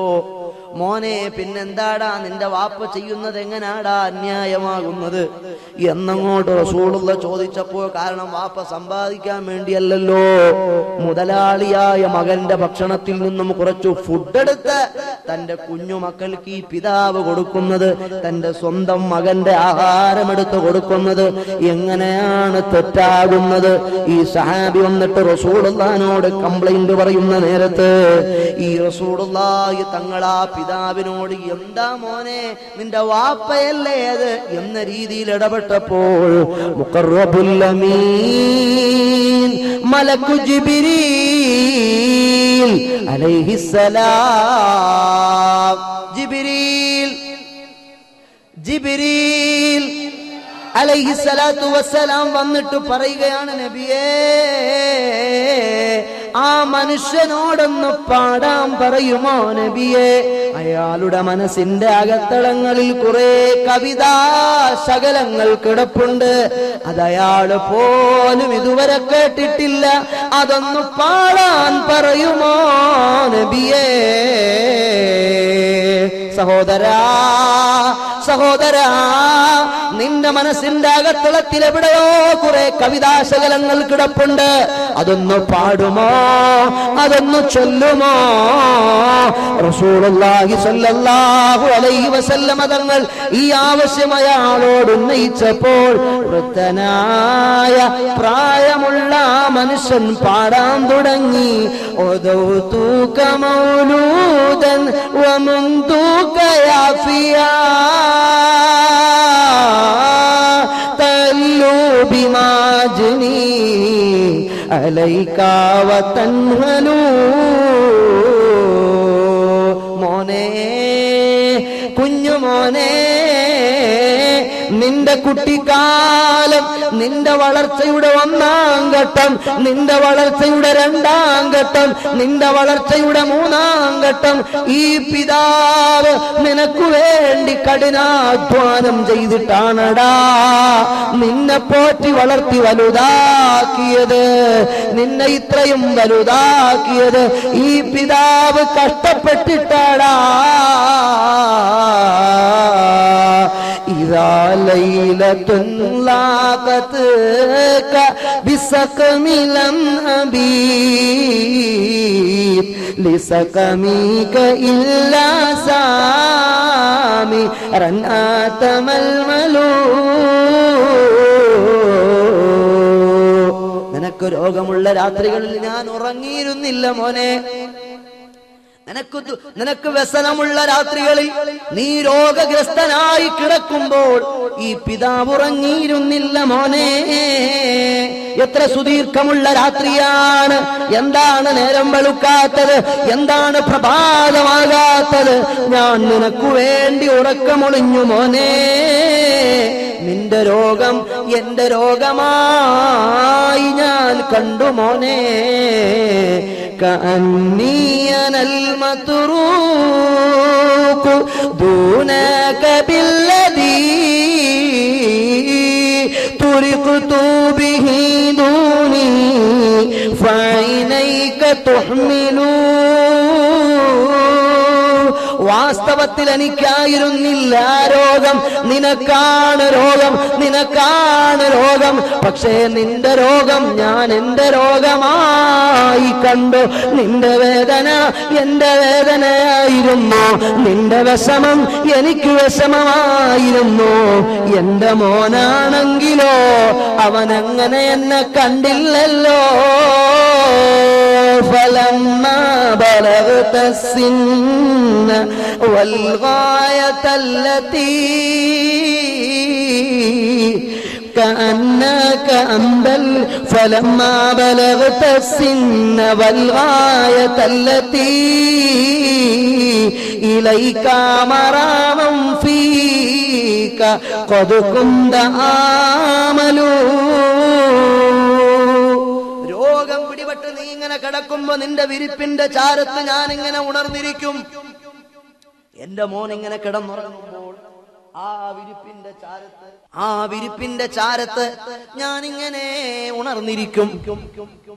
മനസ്സ് നിറയെ സ്വപ്നങ്ങളാണ്, മനസ്സ് നിറയെ ആഗ്രഹങ്ങളാണ്, മനസ്സ് നിറയെ മോഹങ്ങളാണ്.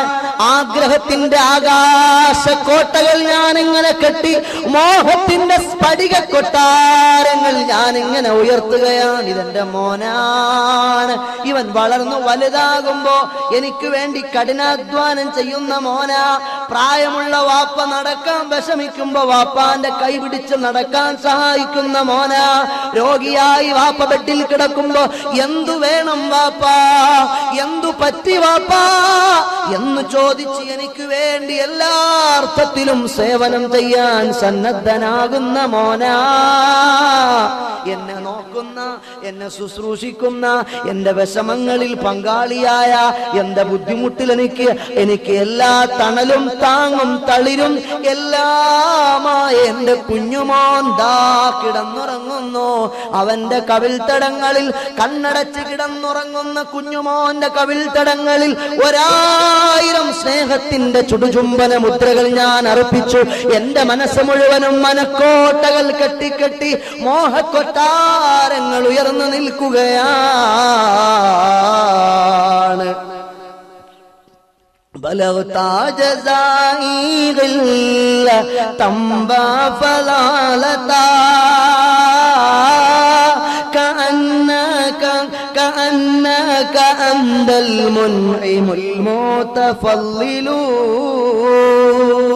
നീ ഇപ്പൊ പദവി കിട്ടിയപ്പോൾ, നീ വലിയ ആളായപ്പോൾ, നീ മുതലാളിയായപ്പോൾ, നീ ബിസിനസ്സുകാരനായപ്പോൾ, നിന്റെ കൈകാലുകൾ ഉറച്ചപ്പോൾ, നീ സമൂഹത്തിൽ നിലയും വിലയുമുള്ളവനായപ്പോൾ, നീ എന്നോട് എന്തോ അനുഗ്രഹം ചെയ്തവനെ പോലെ സംസാരിക്കുന്നുവല്ലോടാ മോനെ.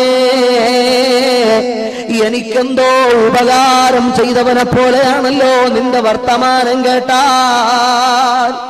فليتك إذ لم ترى حق النبوة فلتاك ما جار المجاوير يفعلون. ഒരു വാപ്പ എന്ന നിലപാടിൽ എന്നെ എന്റെ മോൻ കാണണ്ട, ഒരു പിതാവെന്ന നിലക്ക് എന്റെ മോൻ എന്നെ നോക്കണ്ട, ഒരയൽക്കാരന്റെ പരിഗണന എനിക്ക് തരുമോ? ഒരയൽക്കാരനായ ഒരയൽവാസിയായ മനുഷ്യനോട് എങ്ങനെയാണോ നീ പെരുമാറുന്നത്? സ്റ്റാൻഡേർഡ് ഫുള്ളായിട്ടല്ലേ പെരുമാറുക അയൽവാസിയോട്? മാന്യതയോടെയല്ലേ പെരുമാറുക അയൽവാസിയോട്? ആ അയൽവാസിയോട് കാണിക്കുന്ന മാന്യതയെങ്കിലും നീ എന്നോട് കാണിക്കടാ. കണ്ണുനീർ ചാലുകൾ ഇങ്ങനെ ഒഴുകി ഒഴുകി താടിരോമങ്ങളിലൂടെ ഒലിച്ചിറങ്ങുമ്പോൾ ആരംഭപ്പൂവായ ഹബീബിന്റെ മുഖം ചുവന്ന് തുടുക്കുകയാണ്. റസൂലുള്ളാഹിന്റെ മുന്നിൽ നിന്ന് ഈ മനുഷ്യനിങ്ങനെ പൊട്ടി പൊട്ടി കരഞ്ഞുകൊണ്ട് അവിടുന്ന് ആർത്തനാദം ഉറക്കിക്കൊണ്ട് കവിതയെന്ന് പാടുമ്പോൾ ആ മകന്റെ കോമറിൽ പിടിച്ച് കുലുക്കിയെന്ന് തള്ളിയിട്ട് റസൂലുള്ള പറഞ്ഞു, പോടാ അന്തവമാലിക്കലിയബീക്ക, നീ എന്നെ സ്വത്തുമക്കമെന്റെ വാപ്പാൻ്റെതാളാ, പോടാ. അല്ലാഹുവിന്റെ റസൂല് മാനവകാലത്തെ പഠിപ്പിച്ചതുകൊണ്ട് ആ പിതാക്കളോട് അപമര്യാദയായി പെരുമാറുന്ന ആധുനാധുനിക സമൂഹത്തോട്, ഉമ്മമാരോട് പരുഷമായി പെരുമാറുന്ന ആധുനാധുനിക സമൂഹത്തോട് മദീനയിലെ രാജകുമാരൻ, പ്രപഞ്ചത്തിന്റെ നേതാവ് അഷ്റഫുൽ വറാ റസൂലുള്ളാഹി സ്വല്ലല്ലാഹു അലൈഹി വസല്ലമ തങ്ങളുടെ വളരെ കാർക്കശ്യമുള്ള ആക്ഷൻ കണ്ടോ മുഅ്മിനീങ്ങളെ? വളരെ കാർക്കശ്യമുള്ള ആക്ഷനാണ് ഹബീബ് എടുത്തത്. ആ മനുഷ്യന്റെ തോളിൽ കോളറിൽ പിടിച്ചിട്ട് വാപ്പാന്റെ മേത്തേക്ക് തള്ളിയിട്ട് പറഞ്ഞു, പോടാ, നീയും നിന്റെ സ്വത്തുമൊക്കെ നിന്റെ വാപ്പാന്റെതാടാ. എന്തൊരു വലിയ നിലപാടാണ് ഹബീബിന്റെ നിലപാട്. മുഅ്മിനീങ്ങളെ, നമ്മൾ വിശുദ്ധമായ ഖുർആൻ എടുത്ത് തുറന്നു നോക്കൽ എന്താണ്? ഇബാദത്താണ്. വിശുദ്ധ ഖുർആൻ റമദാൻ വരികയാണല്ലോ. റമദാൻ എന്ന് പറഞ്ഞാൽ ഖുർആനിന്റെ മാസമാണ്. ശഹ്റു റമദാനല്ലദീ ഉൻസില ഫീഹിൽ ഖുർആൻ. ഖുർആൻ ഇറങ്ങിയ മാസമാണ് റമദാൻ. റമദാനിൽ ഖുർആൻ ഓതാൻ അറിയാത്ത ആളുകൾ ഖുർആൻ എടുത്തിട്ട് വെറുതെ ഇങ്ങനെ ഖുർആനിലേക്ക് നോക്കിയിരുന്നാൽ അത് ഇബാദത്താണ്. കഅബാലയം, വിശുദ്ധമായ കഅബാലയത്തെ ഇങ്ങനെ വെറുതെ നോക്കിയിരുന്നാൽ അത് ഇബാദത്താണ്. സ്വാലിഹീങ്ങളായ നല്ല മനുഷ്യന്മാരുടെ മുഖത്തിങ്ങനെ നോക്കൽ ഇബാദത്താണ്. വലിയ ആലിമീങ്ങളായ സ്വാലിഹീങ്ങളായ തങ്ങന്മാരായ സാദാത്തുക്കളായ ആളുകളുടെ മുഖത്ത് ആദരവോടെ സ്നേഹത്തോടെ നോക്കൽ ഇബാദത്താണ്. അതുപോലെ ഉമ്മാന്റെ മുഖത്ത്, വാപ്പാന്റെ മുഖത്ത് സ്നേഹമസൃണമായി നോക്കൽ ഇബാദത്താണ്. ഒരു നിവേദനത്തിൽ കാണാം, ഒരു സഹാബി വന്നിരുന്നപ്പോൾ റസൂലുള്ള പറയുകയാണ്, മോനെ, നീ നിന്റെ ഉമ്മാന്റെ മുഖത്തൊരു തവണ സ്നേഹത്തോടെ നോക്കിയാൽ നിനക്കൊരു ഹജ്ജ് ചെയ്ത പ്രതിഫലമുണ്ടടാ. ആ സമയത്ത് ഈ സ്വഹാബി ചോദിക്കുകയാണ്, നബിയേ, ഞാൻ എന്റെ ഉമ്മാന്റെ മുഖത്ത്, ഞാൻ എന്റെ വാപ്പാന്റെ മുഖത്ത് സ്നേഹമസ്തുണമായൊരു 100 തവണ അങ്ങ് നോക്കിയാലോ?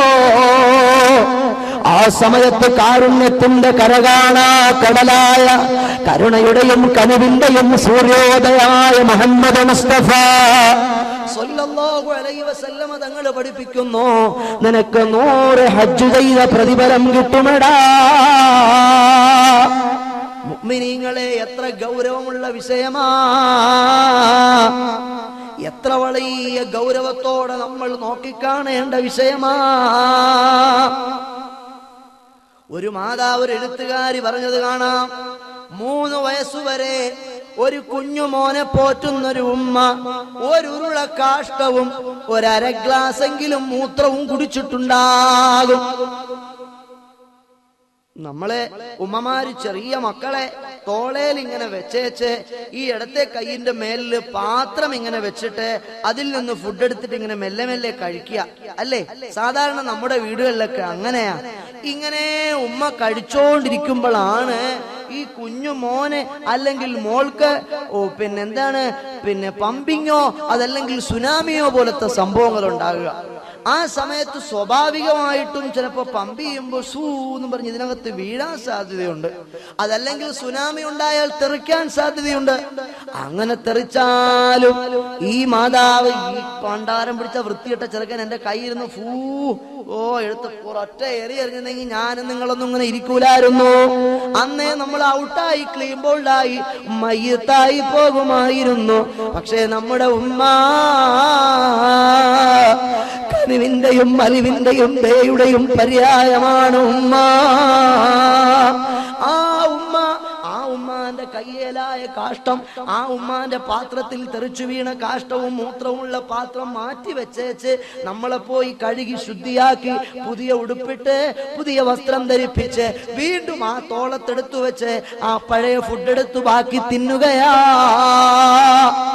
എന്റെ മുഅ്മിനീങ്ങളെ, ഇന്ന് ഞാനും നിങ്ങളുമൊക്കെ ഈ പള്ളിയിൽ പൂടനാട് പള്ളിയുടെ ചാരത്തൊരുമിച്ചു കൂടിയ എന്റെ സാധുക്കളായ മുഅ്മിനീങ്ങളോട് ഈ പാവപ്പെട്ട വിനീതനായ മുത്തഅല്ലിം ഇത് പറഞ്ഞു തന്നിട്ടുണ്ടല്ലോ.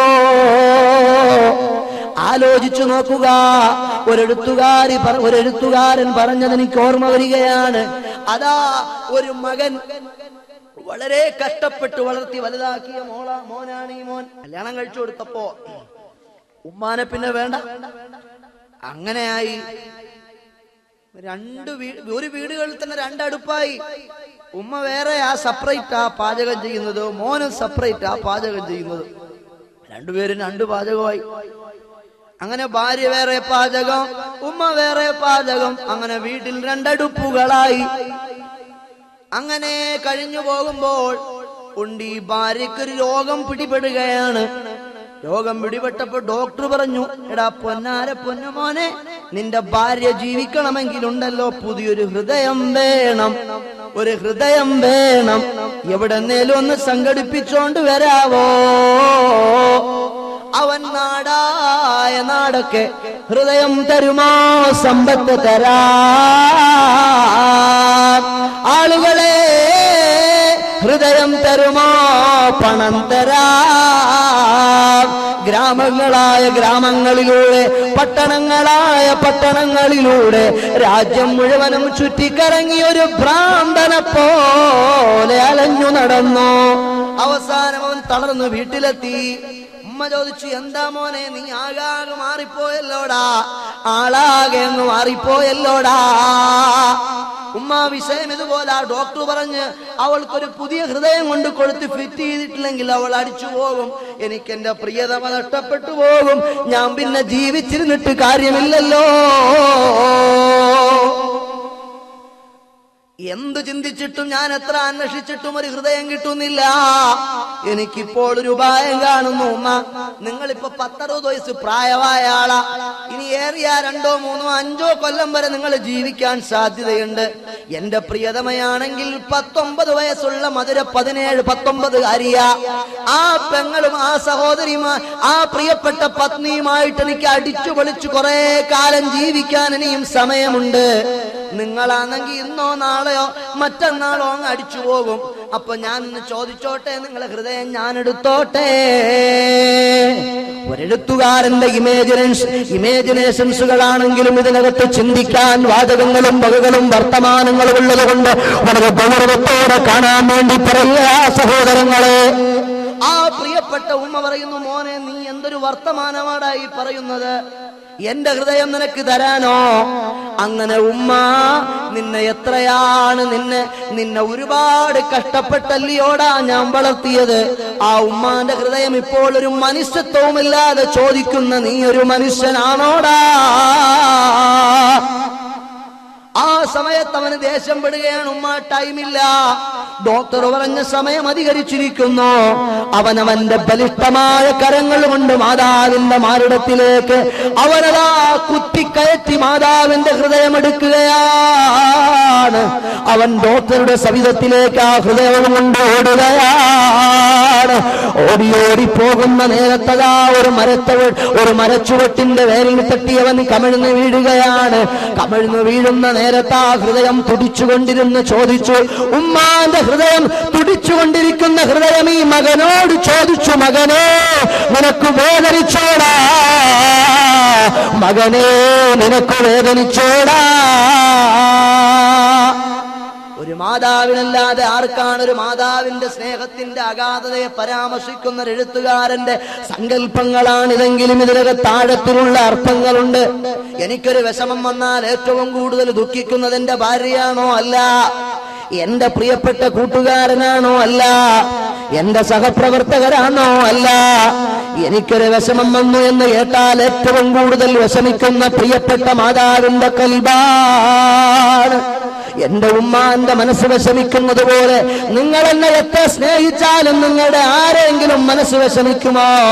നിങ്ങൾക്കൊരു ആക്സിഡന്റ് ഉണ്ടായെന്ന് കരുതി സംഭവിച്ചെന്നറിഞ്ഞാൽ, നിങ്ങൾക്ക് എന്തെങ്കിലും ഒരു വിഷമം ഉണ്ടായെന്നറിഞ്ഞാൽ ഏറ്റവും കൂടുതൽ വേദനിക്കുന്ന ഹൃദയം നമ്മുടെ ഉമ്മാന്റെ ഹൃദയമാണ്. എന്തൊക്കെ കച്ചറയാ കാണിച്ചാലും, എന്തൊക്കെ കുരുത്തക്കേട് കാണിച്ചാലും, എന്തൊക്കെ ഉമ്മാടുത്ത് പറഞ്ഞാലും മെല്ലെ ഒന്ന് പോയിട്ടൊന്ന് സോപ്പിട്ടാൽ പെട്ടെന്ന് വീഴുന്ന സാധനമാണ് ഉമ്മ. എന്റെ മോനല്ലേ, എന്റെ മോളല്ലേ, ആ ഉമ്മാന്റെ സ്നേഹം എത്ര വലുതാണ് മുഅ്മിനീങ്ങളെ. എനിക്കും നിങ്ങൾക്കൊക്കെ ഉമ്മമാരുള്ളത് കൊണ്ടാണ് നമ്മൾ നമ്മുടെ ഉമ്മമാരോട് തർക്കിക്കുകയും ചീത്ത പറയുകയും ചെയ്യുന്നത്. എത്രയോ ആളുകളുടെ ഉമ്മമാർ ചെറുപ്രായത്തിൽ തന്നെ അങ്ങ് മരണപ്പെട്ടു പോയിട്ടില്ലേ? എത്രയോ ആളുകളുടെ ഉമ്മമാർ. എനിക്ക് ഓർമ്മ വരുന്നത് എന്റെ പ്രിയപ്പെട്ട കൂട്ടുകാരൻ ഷഫീഖ് നഈമി എന്ന് പറയുന്ന തൃശൂർ ജില്ലയിലുള്ള എന്റെ പ്രിയപ്പെട്ട കൂട്ടുകാരൻ. ആ പ്രിയപ്പെട്ട കൂട്ടുകാരന്റെ മാതാവ് 2 വർഷങ്ങൾക്ക് മുമ്പ് ഗ്യാസ് സിലിണ്ടർ പൊട്ടിത്തെറിച്ചൊരു ആക്സിഡന്റ് ഉണ്ടായി, ഡിസാസ്റ്റർ ഉണ്ടായി, കത്തിക്കരിഞ്ഞു മരണപ്പെട്ടു പോയി. ഉമ്മാന്റെ ഖബർ അല്ലാഹു സ്വർഗ്ഗമാക്കുമാറാകട്ടെ. എത്ര എത്ര ഉമ്മമാരാ പ്രിയപ്പെട്ട മുഅ്മിനീങ്ങളെ അങ്ങനെയൊക്കെ മരണപ്പെട്ടു പോയത്. ഗ്യാസ് സിലിണ്ടർ ആക്സിഡന്റ് ഉണ്ടായത് ചുമ്മാതല്ലല്ലോ. മക്കൾക്ക് വേണ്ടി വെള്ളം ചൂടാക്കാനോ പാചകം ചെയ്യാനോ അടുക്കളയിലേക്ക് പോയതല്ലേ. അപ്പൊ സംഭവിച്ച ഡിസാസ്റ്റർ അല്ലേ. എന്റെ പ്രിയപ്പെട്ട മുഅ്മിനീങ്ങളെ, ഉള്ളാളത്ത് പള്ളിയിൽ ഞാനിങ്ങനെ ജമാഅത്ത് നിസ്കരിക്കാൻ വേണ്ടി പള്ളിയിലേക്ക് നടന്നു വരുമ്പോൾ എന്റെ കണ്ണിലൊരു ദൃശ്യം കാണുകയാണ്. 16 വയസ്സ് പ്രായമുള്ള മകൻ, ഒരു നൂല് പോലെയാണ് അവന്റെ കൈകാലുകൾ. അവനിങ്ങനെ കിടക്കുകയാണ്. അവന്റെ ജീവിതത്തിൽ ഇന്നുവരെ എഴുന്നേറ്റിട്ടില്ല. ഒരു തൂവാല എടുത്ത് നിലത്തിട്ടാൽ, ഒരു തുണിക്കഷ്ണം എടുത്ത് നിലത്തിട്ടാൽ എങ്ങനെയാണ് കിടക്കുക, അതുപോലെ ആ മോൻ ഇങ്ങനെ കിടക്കുകയാണ്. ഉമ്മാന്റെ മുഖത്ത് നോക്കി ഉമ്മ എന്നവൻ ഇതുവരെ വിളിച്ചിട്ടില്ല. ആ പ്രിയപ്പെട്ട മാതാവ് നോക്കുമ്പോൾ ഈർക്കിലി പോലെ കൈകാലുകൾ നീണ്ട ഈ കുഞ്ഞുമോനെ അവൻ കിടന്നെടുത്താണ് കാഷ്ടിക്കുന്നത്, അവൻ കിടന്നെടുത്താണ് മൂത്രമൊഴിക്കുന്നത്. ഈ മകനെ വാരിയെടുത്ത് കോരി വൃത്തിയാക്കി പൗഡറിട്ട് എപ്പോഴും കരിയൊക്കെ എഴുതി കൊടുത്ത് ആ മകനെ വാരി പുണർന്ന് മാറോട് ചേർത്ത് വെച്ച് ചുംബനം നൽകിയിരിക്കുന്ന ഒരു മാതാവ് എനിക്ക് കാണാനിടയായിട്ടുണ്ട്. ഞാൻ എന്റെ കൽബ് കൊണ്ട് ആലോചിച്ചു പോയി, പഠിച്ചവനെ. നമ്മുടെ മക്കളൊക്കെ മുഅ്മിനീങ്ങളെ ആലോചിച്ചു നോക്ക്. ബാഗ് തൂക്കി രാവിലെ സ്കൂളിൽ പോകാൻ വേണ്ടി ഇറങ്ങി പോകുമ്പോ ഞാനും നിങ്ങളുമൊക്കെ എത്ര പ്രതീക്ഷയോടെയാ നമ്മുടെ മക്കളെ നോക്കിക്കാണുന്നത്. ഈ കുട്ടി നാളെ പഠിക്കാൻ പോയിട്ട് എന്റെ പെങ്ങളെ, നിങ്ങൾ ഈ ശബ്ദം കേൾക്കുന്നുണ്ടോ? നാളെ എന്റെ മകൻ വലുതായി എനിക്ക് വേണ്ടിയവനെല്ലാം ചെയ്യും, എന്റെ മകൾ വലുതായി എനിക്ക് വേണ്ടതെല്ലാം എനിക്ക് തരും എന്ന വലിയ പ്രതീക്ഷ നിങ്ങളുടെ മനസ്സിന്റെ അകത്തളത്തിലുണ്ട്. നിങ്ങളുടെ മക്കൾ സ്കൂൾ ബാഗും തൂക്കി മമ്മി ടാറ്റ, ഡാഡി ടാറ്റ എന്ന ഈ ദുനിയാവിന്റെ ദുഷിച്ച വാചകങ്ങൾ പറഞ്ഞിറങ്ങി പോകുമ്പോ നിങ്ങൾക്ക് അഭിമാനമാണ്. അവനെ സലാം പഠിപ്പിക്കാത്ത വാപ്പ, അവനെ സലാം പഠിപ്പിക്കാത്ത ഉമ്മ, അള്ളാഹുവിന്റെ കോടതിയിൽ നിങ്ങൾ കുറ്റക്കാരാകട്ടോ, അള്ളാഹുവിന്റെ അടുത്ത് നിങ്ങൾ വലിയ അപരാധം ചെയ്ത ആളുകളാ.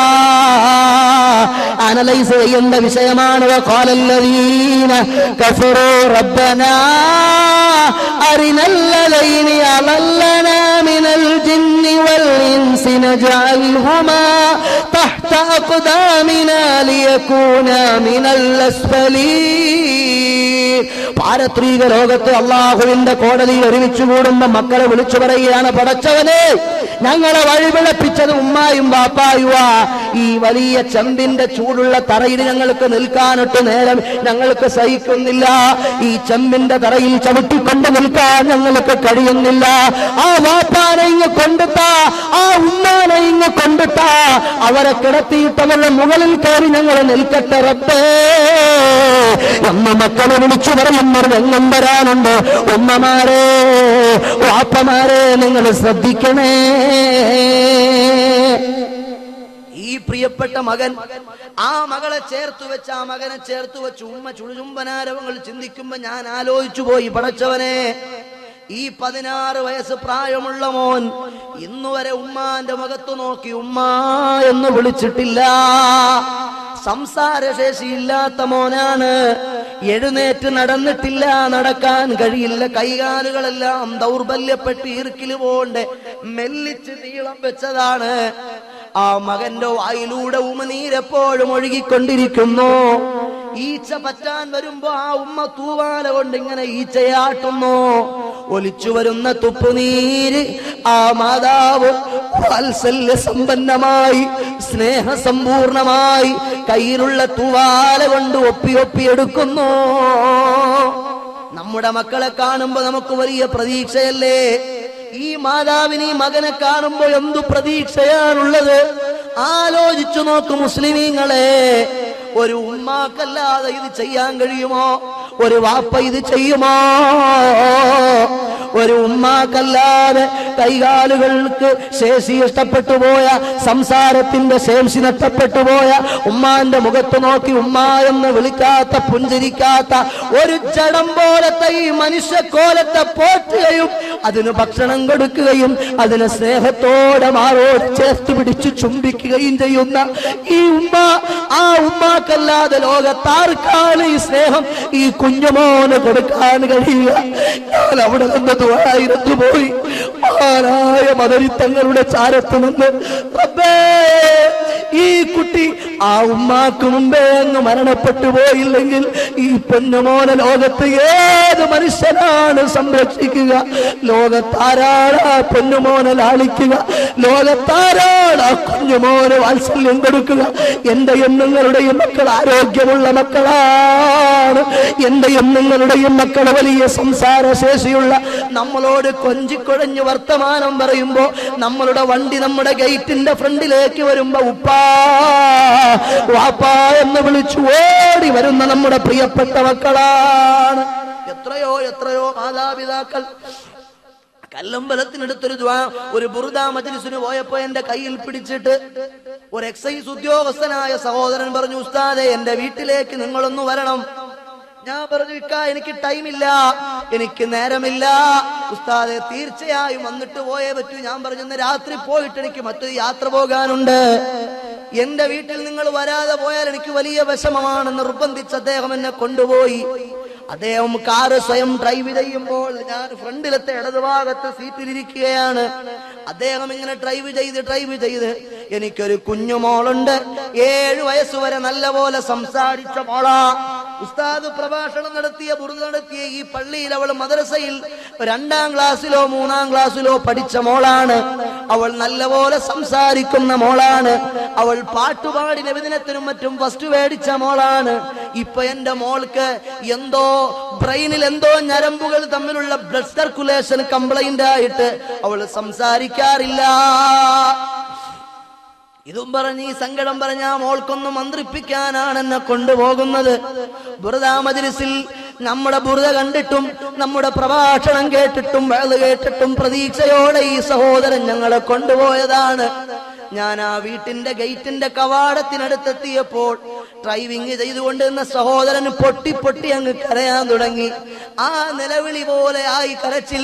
അയാൾ പറയുകയാണ്, ഞാൻ ഡ്രൈവ് ചെയ്തെന്റെ വണ്ടി ഹോൺ അടിച്ച് ഈ ഗേറ്റിന്റെ ഫ്രണ്ടിലെത്തിയാൽ എനിക്ക് വേണ്ടി വന്ന് ഗേറ്റ് തുറന്നു തരുന്നത് എന്റെ പൊന്നുമോളായിരുന്നു ഉസ്താദ് എന്ന് പറഞ്ഞ മനുഷ്യൻ ഇറങ്ങിയിട്ട് വണ്ടി നിർത്തിയ മനുഷ്യൻ ഇറങ്ങിയിട്ട് ഗേറ്റ് തുറന്ന് വീണ്ടും വണ്ടി ഡ്രൈവ് ചെയ്ത് അകത്തേക്ക് കൊണ്ടുപോയി. അകത്തെ റൂമിൽ ചെന്ന് ഞാൻ നോക്കുമ്പോ ഒരു കസേര, ഇതുപോലത്തെ ഒരു സെയിം കസേര, ആ കസേരക്കകത്ത് കുഞ്ഞുമോൾ, 7 വയസ്സായ മനോഹരിയായ പൊന്നുമോൾ. അവളുടെ മുഖം കണ്ടാൽ അമ്പിളി പോലെ നിഷ്കളങ്കമാണ്. ആ മുഖമുള്ള കുഞ്ഞുമോളെ 2 കൈയും പിടിച്ച ആ കസേരയിൽ, ഫൈബർ കസേരയിൽ തുണി കൊണ്ട് ഇങ്ങനെ കെട്ടിവെച്ചിരിക്കുകയാണ്. ഞാൻ ചോദിച്ചു, ഇക്ക എന്തിനായി മോളെ കൈ ഇങ്ങനെ കെട്ടിവെച്ചിരിക്കുന്നത്? ഉസ്താദെ, കൈ അടിച്ചു വിടാൻ നിർവാഹമില്ല, കൈ രണ്ടും കടിച്ചു പറിക്കുകയാണ്. കിടന്നെടുത്ത് തന്നെയാണ് കാഷ്ടിക്കുക, മൂത്രമൊഴിക്കുക. എപ്പോഴും ഒച്ചപ്പാടും ബഹളവും ഇങ്ങനെ ഉണ്ടാക്കിക്കൊണ്ടിരിക്കും. അവൾക്ക് വാപ്പാനെ അറിയില്ല, ഉമ്മാനെ അറിയില്ല. ആ എത്രയോ ലക്ഷക്കണക്കിന് രൂപ ഞങ്ങൾ ട്രീറ്റ്മെന്റിന് വേണ്ടി ചെലവാക്കിയിട്ടുണ്ട്. എത്രയോ ലക്ഷക്കണക്കിന് രൂപ ട്രീറ്റ്മെന്റിന് വേണ്ടി ചെലവാക്കിയിട്ടുണ്ട്. പക്ഷേ ഒരു ഫലവും കണ്ടിട്ടില്ല. ആ മാതാവ് എന്തൊരു വിഷമമാണ്, ആ പിതാവിന് എന്തൊരു സ്നേഹമാണ് ആ കുഞ്ഞുമോളോട്. മന്ദബുദ്ധികളെ പോലെ 2 കൈയും ഇങ്ങനെ പിറകെ കെട്ടിയിട്ടിട്ട് ഒരു സുന്ദരിയായ മോളിങ്ങനെ ഇരുന്ന് എന്തൊക്കെയോ ശബ്ദമുണ്ടാക്കി നിലവിളിച്ച് ഞങ്ങളെ കാണുമ്പോ കോക്കറി കാണിക്കും പോലെ കാണിച്ച് ആ കുഞ്ഞിങ്ങനെ വികൃതമായൊരു കൊരങ്ങിന്റെ പോലത്തെ കോഷ്ടികൾ കാണിക്കുമ്പോ അക്ഷരാർത്ഥത്തിൽ എന്റെ കൽബ് പഠിച്ചു പോയി. ഞാൻ ആലോചിച്ചു പോയി, റബ്ബേ, മന്ദബുദ്ധികളായ മക്കളെ കൊടുത്ത് നീ മുഅ്മിനീങ്ങളെ പരീക്ഷിക്കുന്നത് വലിയ പരീക്ഷണമാണ്. എത്രയോ മന്ദബുദ്ധികളായ മക്കളില്ലേ? നമ്മുടെ മക്കൾക്ക് ബുദ്ധിയുള്ളത് കൊണ്ട് നമുക്ക് അല്ലാഹുവിന്റെ നിഅമത്ത് അറിയില്ല. നമ്മുടെ മക്കൾക്ക് നല്ല കാര്യക്ഷമതയുള്ള മക്കളായതുകൊണ്ട് അതിന്റെ മൂല്യം നമുക്കറിയില്ല. എന്നാൽ ഈ സഹോദരൻ കെട്ടിപ്പിടിച്ചു മോളെ കെട്ടിപ്പിടിച്ച് കരയുകയാണ്. ഞാൻ അവളുടെ തലയിൽ ഇങ്ങനെ കൈവച്ചപ്പോൾ, മന്ത്രിക്കാൻ വേണ്ടി കൈവച്ചപ്പോൾ അവൾ എന്തൊക്കെയാണ് എന്നോട് കാണിക്കുന്നത്. 7 വയസ്സ് പിന്നിട്ട പൊന്നുമോളാണ്. മദ്രസയിൽ നബിദിനത്തിന് പാട്ടുപാടി ഫസ്റ്റ് മേടിച്ച പഠിക്കാൻ മിടുക്കിയായ പൊന്നുമോൾ. പ്രിയപ്പെട്ട മുഅ്മിനീങ്ങളെ, എല്ലാം അല്ലാഹുവിന്റെ പരീക്ഷണമാണ്. ആ പരീക്ഷണത്തിൽ നമ്മളെല്ലാം വിജയിക്കണം. അതുകൊണ്ട് എന്റെ മജ്ലിസിൽ വന്ന പ്രിയപ്പെട്ട ഉപ്പമാരോടും എന്റെ ഉമ്മമാരോടും ഞാൻ ആവർത്തനം പറയുന്നു, നമ്മുടെ ഉമ്മമാർ, നമ്മുടെ വാപ്പമാർ, ഈ മന്ദബുദ്ധിയായ മകളിൽ എന്തൊരു പ്രതീക്ഷയാണ് ആ പിതാവിന്, ഈ മന്ദബുദ്ധിയായ മകളിൽ എന്തൊരു പ്രതീക്ഷയാണ് ആ മാതാവിന്. എത്ര സശ്രദ്ധമാണ് അവർ അതിനെ നോക്കുന്നത്. ഒരു ഉമ്മാക്കല്ലാതെ അങ്ങനെ നോക്കാൻ കഴിയുമോ? ഒരു വാപ്പാക്കല്ലാതെ അങ്ങനെ ട്രീറ്റ്മെന്റിന് വേണ്ടി ലക്ഷങ്ങൾ ചെലവഴിക്കാൻ കഴിയുമോ? ഇത്രയേറെ സ്നേഹം നമ്മുടെ മക്കൾക്ക് വേണ്ടി മാതാപിതാക്കൾ സമ്മാനിച്ചാലും അവർ വളർന്നു വലുതാകുമ്പോ ഉമ്മാനെക്കാളും അവർക്ക് താല്പര്യം അവന്റെ ഭാര്യയും അവന്റെ മക്കളുമാണ്. അവന്റെ വാപ്പാനെക്കാളും അവന് ഇൻട്രസ്റ്റ് അവന്റെ ഭാര്യയും അവന്റെ മക്കളുമാണ്. ഒരു വേള ഇവൻ ചിന്തിക്കട്ടെ, ഞാനും ഇതുപോലെ എന്റെ കുഞ്ഞുമോനായിരുന്നു ഉമ്മാക്ക്, ഞാനും ഇതുപോലെ എന്റെ വാപ്പാക്ക് പൊന്നുമോനായിരുന്നു. എനിക്കൊരുപാട് ത്യാഗം സഹിച്ചാണ് എന്റെ പൊന്നുവാപ്പ എന്നെ വളർത്തിയത്. ഞാനിപ്പോ എന്റെ മകന് കൊടുക്കുന്ന സ്നേഹമുണ്ടല്ലോ, അതുപോലെ സ്നേഹം തന്നിട്ടാണ് എന്റെ വാപ്പയും ഉമ്മയും എന്നെ വളർത്തിയതെന്ന് ഓരോ മാതാപിതാക്കളും മക്കളെ സംരക്ഷിക്കുന്ന എന്റെ ശബ്ദം കേൾക്കുന്ന രക്ഷകർത്താക്കളൊന്ന് ചിന്തിക്കുമോ? ഖുർആൻ പറയുന്നത് കണ്ടോ,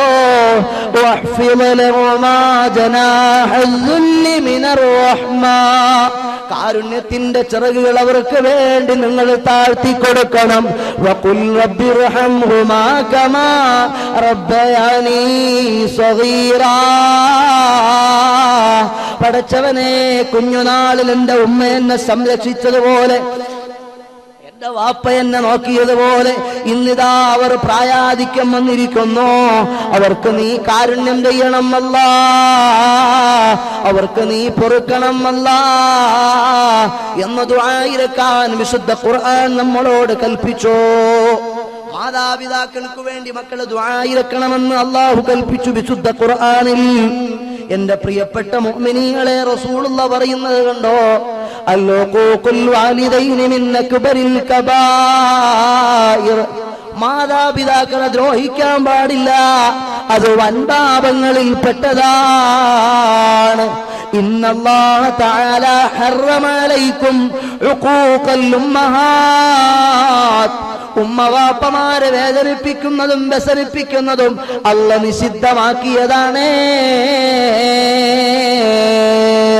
നിങ്ങൾക്ക് മഹാനായ സഹാബി വര്യന്മാർ, മഹാനായ സുദ്ദീഖുൽ അൻസാർ തങ്ങളൊന്നൊരു മഹാനേറിയുമോ? ഉമ്മാനെ ധിക്കരിച്ചതിന്റെ പേരിൽ ധാരാളം വ്യസനം അനുഭവിക്കേണ്ടി വന്ന മഹാനാണ്. അങ്ങനെ ചരിത്രത്തിൽ എത്ര ആളുകളുണ്ട് മുഅ്മിനീങ്ങളെ. അതാ അലി ഇബ്നു അബീ താലിബ് റളിയല്ലാഹു അൻഹു ഒരു പാതിരാ സമയത്ത് കഅബാലയത്തിന്റെ ഓരത്തു നിന്നൊരു വല്ലാത്ത ശബ്ദം കേട്ടിട്ട് തന്റെ പ്രിയപ്പെട്ട പൊന്നുമക്കളായ ഹസനും ഹുസൈനയും വിളിക്കുകയാണ്. മക്കളെ ഹസനൈൻ. വാപ്പാന്റെ ചാരത്തേക്ക് ഓടി വന്നപ്പോ മക്കളോട് വാപ്പ പറയുകയാണ്, മോനെ ഹസനെ ഹുസൈനെ, ഈ പാതിരാത്രി സമയത്ത് എവിടെ നിന്നോ വലിയ ശബ്ദം കേൾക്കുന്നോ, അതെവിടെയാണെന്നൊന്ന് നോക്കിയിട്ട് വരുമോ? ഈ രണ്ട് ചെറിയ മക്കളും കൂടി പാതിരാത്രി സമയത്ത് രണ്ട് കൈകളും കോർത്തു പിടിച്ച് നടക്കുകയാണ്. എവിടെ നിന്നാണ് ശബ്ദം വരുന്നതെന്നറിയാൻ നോക്കുമ്പോൾ കഅബാലയത്തിന്റെ ഭാഗത്ത് നിന്നാണ് ശബ്ദം കേൾക്കുന്നത്. രണ്ടുപേരും കൂടി കഅബാലയത്തിന്റെ ചാരത്തേക്ക് ചെല്ലുമ്പോൾ ഒരു മനുഷ്യൻ അവിടെ കിടന്ന് നിലവിളിക്കുകയാണ്. ഒരു മനുഷ്യൻ അവിടെ കിടന്ന് ആർത്തട്ടഹസിച്ച് നിലവിളിക്കുകയാണ്. ഈ രണ്ട് ചെറിയ മക്കളും ചാരത്ത് ചെന്നിട്ട് ചോദിച്ചു, അല്ല സഹോദരാ, നിങ്ങളാരാണ്? നിങ്ങളെവിടുന്നാണ് വന്നത്? ഈ പാതിരാത്രി എന്തിനാണ് കഅബാലയത്തിന്റെ ചാരത്ത് കിടന്നിങ്ങനെ നിലവിളിക്കുന്നത്? എന്തിനാണ്? ആ സമയത്ത് ഈ മനുഷ്യൻ പറയുകയാണ്, നിലവിളിക്കും പാപി ഞാനൻ കഥകൾ ചൊല്ലിടാം, കഥന കഥകൾ കേൾക്കുവാൻ കാതോർത്തു നിൽക്കാമോ? മക്കളെ, ഞാൻ എന്റെ കഥനകഥകൾ നിങ്ങളോട് പറയട്ടെ, നിങ്ങൾ എന്റെ കഥനകഥകൾ കേൾക്കുമോ? ആ സമയത്ത് ഹസനും ഹുസൈനും പറയുകയാണ്, ഞങ്ങൾ ഈ രാജ്യത്തെ ഖലീഫയുടെ മക്കളാ.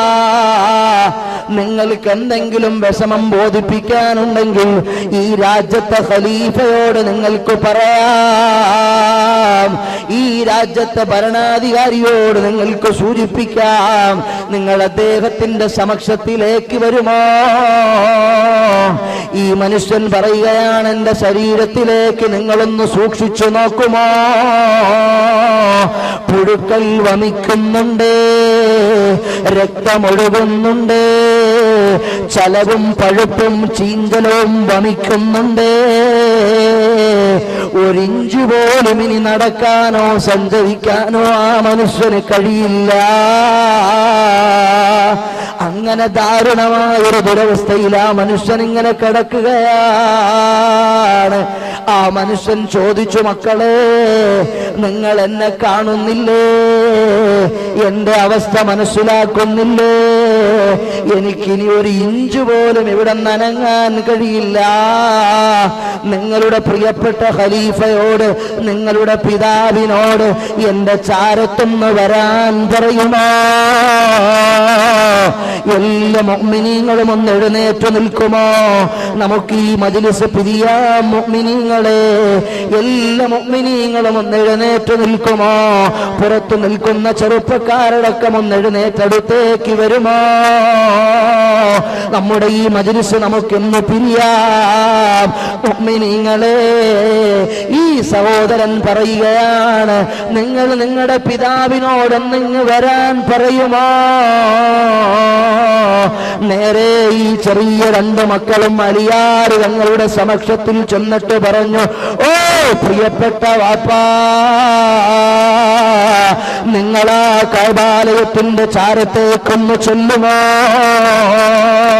അവിടെ ഹതഭാഗ്യനായ ഒരു മനുഷ്യൻ കിടക്കുന്നുണ്ട്, അവിടെ ദൗർഭാഗ്യവാനായ ഒരു മനുഷ്യൻ കിടക്കുന്നുണ്ട്. അദ്ദേഹത്തിന്റെ ശരീരമാസകലം വ്രണങ്ങളാണ്, അദ്ദേഹത്തിന്റെ ശരീരമാസകലം പുഴുക്കളാണ്. പുഴുക്കൾ ഒലിക്കുന്ന വ്രണങ്ങളിൽ നിന്ന് പഴുപ്പും ചലവും ചീഞ്ചലവും രക്തവും ഒലിക്കുന്ന ഒരു ഹതഭാഗ്യനായ മനുഷ്യന്റെ ദാരുണമായ ദുരന്തം ആ കഅബാലയത്തിന്റെ ചാരത്ത് കാണുന്നു. വാപ്പാ, നിങ്ങളൊന്ന് വരുമോ? അലി ഇബ്നു അബീ താലിബ് തങ്ങൾ അങ്ങോട്ട് കടന്നു ചെല്ലുമ്പോ ഈ മനുഷ്യൻ പറയുകയാണ്, തങ്ങളെ, നിങ്ങൾ റസൂലുള്ളാഹിന്റെ മരുമകനല്ലയോ? ഞങ്ങൾ നിൽക്കുന്നത്, ഞങ്ങൾക്കൊരു യോഗ്യതയുമുള്ള ആളുകളല്ല. ഞങ്ങൾ നിന്റെ ദീന് പറഞ്ഞിട്ട് ഈ മുഅ്മിനീങ്ങളോട് ഇത് ഉയർത്തി കാണിച്ച്, ഇത് ഇസ്മായിൽ നബിയുടെ പാദസ്പർശനമേറ്റ വെള്ളമാണ്, ഇത് ഹറം ഷരീഫിൽ നിന്ന് വന്ന വെള്ളമാണ്, ഇത് ഏറ്റെടുക്കാൻ സന്മനസ്സുള്ളവരാരെങ്കിലും ഉണ്ടോ എന്ന് ഞങ്ങൾ ഈ മജ്ലിസിൽ ചോദിച്ചപ്പോ, പ്രസിദ്ധി ആഗ്രഹിക്കാതെ ഒരു സഹോദരൻ ഈ മജ്ലിസിൽ 3333 രൂപ തന്നെ ഞാനത് ഏറ്റെടുക്കാമെന്ന് വാഗ്ദാനം ചെയ്തു. പടച്ചറബേ, അദ്ദേഹം അത് ഏറ്റെടുക്കാമെന്ന് സമ്മതിച്ചു. അദ്ദേഹത്തിന്റെ കാര്യം നീ ഏറ്റെടുക്കണമല്ലോ, നീ ഏറ്റെടുക്കണമല്ലോ, നീ ഏറ്റെടുക്കണമല്ലോ. അതിനുശേഷം അദ്ദേഹം ഈ സംഘാടകരോട്, ഞാൻ എൻ്റെ ഇന്നാലിന്ന വിഷയത്തിനാണ് ഏറ്റെടുത്തത്, അതെനിക്ക് പാസായി എന്ന് പറയുന്നൊരു തരത്തിലേക്ക് നീ എത്തിക്കണമല്ലോ. ഞങ്ങൾ മോശക്കാരാണ്, ഞങ്ങൾ തെറ്റുകാരാണ്, പക്ഷേ ഞങ്ങൾ നിൽക്കുന്ന ഈ ദർബാർ ശ്രേഷ്ഠമായ ദർബാറാണ്. അവർ ഞങ്ങൾ വിവരം കുറഞ്ഞവരാണെങ്കിലും റസൂലുള്ള പറഞ്ഞ മജ്ലിസുൽ ഇൽമി റൗളത്തും മിൻ റിയാദിൽ ജന്ന എന്ന മജ്ലിസിലാണ് ഞങ്ങളുള്ളത്. റബ്ബേ, ബറക്കത്ത് കൊണ്ട്, നീ ഹബീബിന്റെ ബറക്കത്ത് കൊണ്ട്, മഹാന്മാരുടെ ബറക്കത്ത് കൊണ്ട്, വിശേഷിച്ച് ഇവിടെ മറപ്പെട്ട് കിടക്കുന്ന ഔലിയാഇന്റെ ബറക്കത്ത് കൊണ്ട് നീ ഏറ്റെടുക്കണം റഹ്മാനേ. നീ അദ്ദേഹത്തെയും കുടുംബത്തെയും നിരാശപ്പെടുത്തല്ലേ അല്ലാഹ്. ബിഹഖ്ഖിൻ നബിയ്യി മുഹമ്മദിൻ, بحق النبي محمد، بحق النبي محمد സല്ലല്ലാഹു അലൈഹി വസല്ലം. അങ്ങനെ മഹാനായ അലി ഇബ്നു അബീ താലിബ് റളിയല്ലാഹു അൻഹു ആകുന്ന നേതാവ് നേരെ ഈ മനുഷ്യന്റെ ചാരത്തേക്ക് ചെന്ന് നിന്നപ്പോൾ അലിയാർ തങ്ങളോട് പറയുകയാണ്, അലിയാർ തങ്ങളെ, നിങ്ങൾ റസൂലുള്ളാഹിന്റെ മരുമകനാണ്, നിങ്ങൾ ഫാത്തിമ ബീവിയുടെ ഭർത്താവാണ്, നിങ്ങൾ ഹസൻ ഹുസൈനിന്റെ പിതാവാണ്. ഈ കഅബാലയത്തിന്റെ കരിങ്കൽ ഭിത്തികളിൽ പിടിച്ചിട്ട് എനിക്ക് അനുകൂലമായി അള്ളാഹുവിന്റെ ദർബാറിലൊന്ന് ദുആ ഇറക്കുമോ തങ്ങളെ? ആ സമയത്ത് അലിയാർ തങ്ങൾ ചോദിച്ചു, സഹോദരാ, നിനക്കെന്തു പറ്റി, നിനക്കെന്തു പറ്റി സഹോദര? ആ സമയത്ത് ഇയാൾ പറയുകയാണ്, ഞാൻ എൻ്റെ പിതാവിനോടൊരപരാധം ചെയ്തു പോയി. കൃത്യമായി നിസ്കരിക്കാനും നോമ്പെടുക്കാനും സുഹൃതങ്ങൾ എന്നോട് നിത്യമായി കൽപ്പിക്കുന്ന എൻ്റെ പ്രിയപ്പെട്ട പിതാവിനോട് ഞാൻ പറഞ്ഞു, വാപ്പാ, 18 വയസ്സ് പൂർത്തിയായ മോന, എന്നെ ഇനി ഉപദേശിക്കാൻ വന്നാൽ അടിച്ചു ഞാൻ കരണക്കുറ്റി പൊട്ടിക്കും. വാപ്പാനോട് ഞാൻ കയർത്തു സംസാരിച്ചു, പക്ഷേ വാപ്പ ദീന് പഠിച്ച വാപ്പയാണ്. എന്നെ കാണുമ്പോഴൊക്കെ വാപ്പ പറഞ്ഞു, മോനെ നിസ്കരിക്കണേടാ, മോനെ നോമ്പെടുക്കണേടാ, മോനെ സുഹൃതങ്ങൾ ചെയ്യണേടാ. യാ അയ്യുഹല്ലദീന ആമനൂ ഖൂ അൻഫുസകും വഅഹ്ലീകും നാറാ വഖൂദുഹാ അന്നാസു വൽ ഹിജാറ. ഖുർആനിൽ അങ്ങനെ ഒരു ആയത്തുണ്ട്.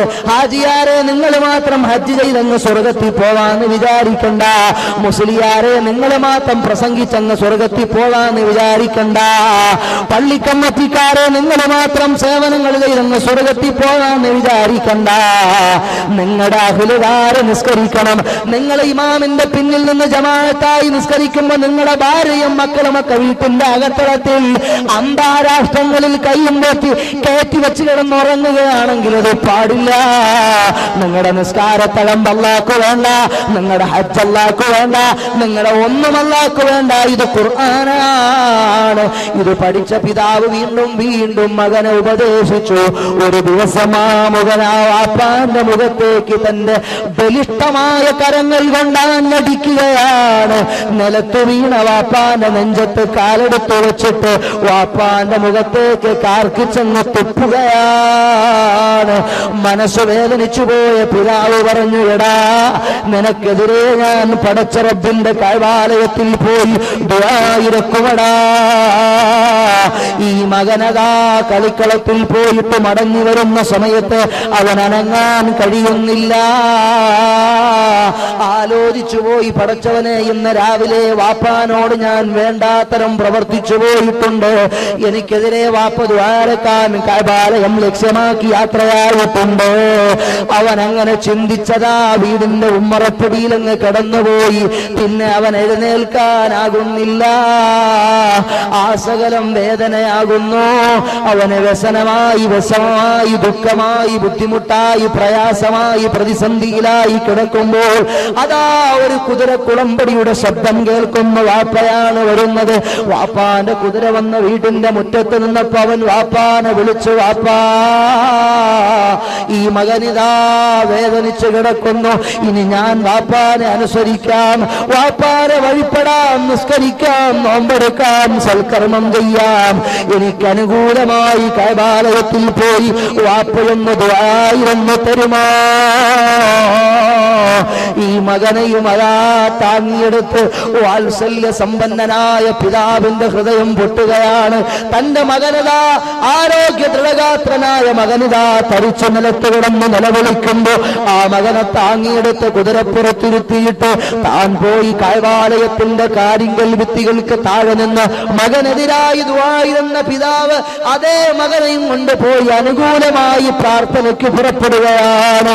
വഴിമധ്യേ ഒരു അറാഖിന്റെ താഴ്വാരം എത്തിപ്പെട്ടപ്പോൾ ഈ കുതിര ഇങ്ങനെ താഴ്വാരത്തിലേക്ക് സീക്രം സ്പീഡിൽ ഫാസ്റ്റായി ഇറങ്ങി വരുമ്പോൾ ആറാക്കിന്റെ വൃക്ഷത്തിന്റെ ഇലയുടെ അടിഭാഗത്ത് വസിക്കുന്ന ഒരു പ്രത്യേകം പ്രാണിവർഗം, കടന്നൽ പോലെ, കുരുട്ടീച്ച പോലെ, തേനീച്ച പോലെ ഒരു ഈച്ച പ്രാണിവർഗം ഈ കുതിരയുടെ നേർക്കിങ്ങനെ അറ്റാക്ക് ചെയ്തോ.